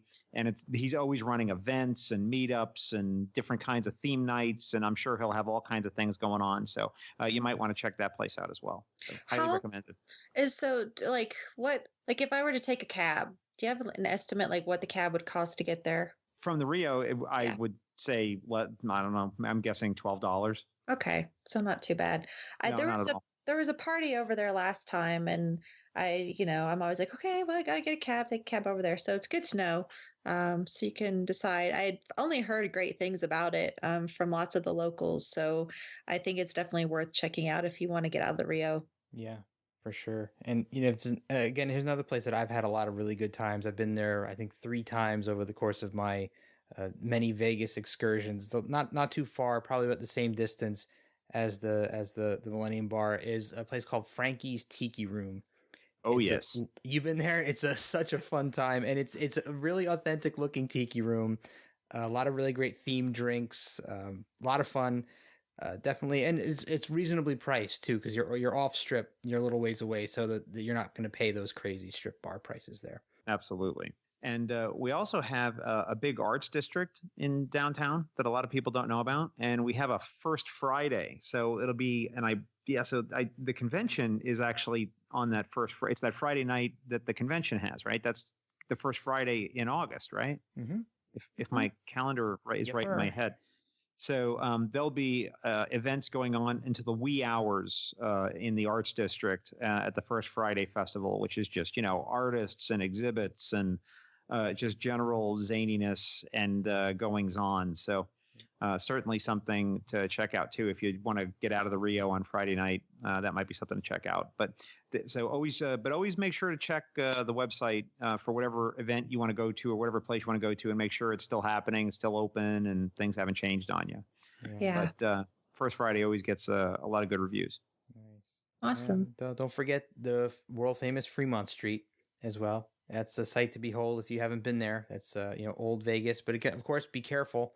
It is a little bit sketchy at night sometimes, but it is definitely a sight to behold with that canopy over the street with the light show that they do, I think, every half an hour or so. A lot of fun to get down there. And of course, you can see Biff's Pleasure Palace from Back to the Future, the old plaza. It's still there. Yeah. Still there. I hate to keep mentioning our group. We're not trying to shove it down your throats, but that STLV glossary has linked to some threads where we've talked about the subject at length. So there are many, many more recommendations of things to see and do, places to eat, all that kind of stuff in that document. So it's just a really great place to get a lot of in-depth information. So a lot of great stuff. So I guess we're getting pretty close. We're breaching the 2-hour mark here. So I guess it's about time to wrap this thing up. So as we're on our way out, as we always do, we'll tell you guys a little bit more about us and where to find us. So John, and since you're the guest of honor, where can people find you online if they want to talk to you about Vegas or anything convention related? Sure. I mean, and I'm always monitoring the group, the unofficial Facebook group. So I'm always in there. I'm happy to answer questions and provide any information that people want to ask me about. So feel free to just tag me if you want, and I'm happy to chime in there. And I'm also happy to take friend requests. But I do have one rule on the Facebook, which is I actually have to have met you to accept a friend request. So nothing more than that, but just find me at the convention. I'm working on a rather elaborate cosplay for this year, so I should be pretty easy to find. So come up, introduce yourself, and I'll accept your request. And you can find me on the Twitter at JKinLV. Nice. Heather Barker, where can people locate you online? So I'm an admin of the unofficial Star Trek Las Vegas group on Facebook. So you can find me there. You're free to friend me too, but it would be great if you could send me a message and let me know who you are. And then I am LLA Posper on Twitter. And I have to just quick mention here, because we didn't really talk much about cosplay. Cosplay is super, super big at this convention. So you are welcome to come. There's all kinds of costumes. So you're welcome to come in costume. You're welcome to not come in costume too. No pressure. A lot of people just wear jeans and t-shirts. So all kinds of fun stuff. We have done a cosplay episode in the past, so you can refer back to that to hear a little bit about it. It's a huge part of the community, and we always look forward to seeing what cosplay people come up with. Yes, we do. I'm a t-shirt and jeans guy, so you're a tricorder t-shirt and jeans guy. I'm a tricorder t-shirt and jeans guy. So look for me in those clothes and in my cosplay. Well, I will be coming back in costume this year. I call shenanigans on that, Jeff Hewlett. You were a big cosplayer last year, and you were a big hit at the convention in your cosplay. Well, thank you. That was my first ever cosplay, by the way. So it was kind of a last minute thing, but I will be back this year with that costume, kind of an upgraded version. So keep an eye out for the Santa Gorn, looking a little more dapper this year than I in my cheap Santa suit from last year. But anyway, I am Jeff Hewlett. You can find me also as an admin on the unofficial Star Trek Las Vegas Facebook group. And I'm also Warp Factor Jeff on Twitter, so you can hit me up on there as well. And the podcast has its own Twitter handle, which is at Shore Leave. And you can also find us on our website, the tricordertransmissions.com. So feel free to look us up. We'd love to hear from you. And we'll be seeing you again next time on Shore Leave.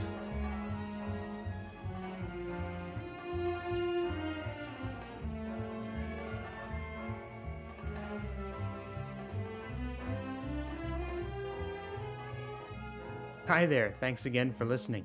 If you're cruising the galaxy looking for even more Trek talk, why not visit our good friends Bill and Dan over at TrekGeeks.com? They've got a great podcast that covers a wide range of Star Trek topics, so you're sure to find something you'll love. And if you're in the mood for some awesome tunes, then you really need to head over to 5yearmission.net. The guys are writing a song for every episode of the original series, and each one is absolutely brilliant. So that's TrekGeeks.com and 5yearmission.net. Check them out today.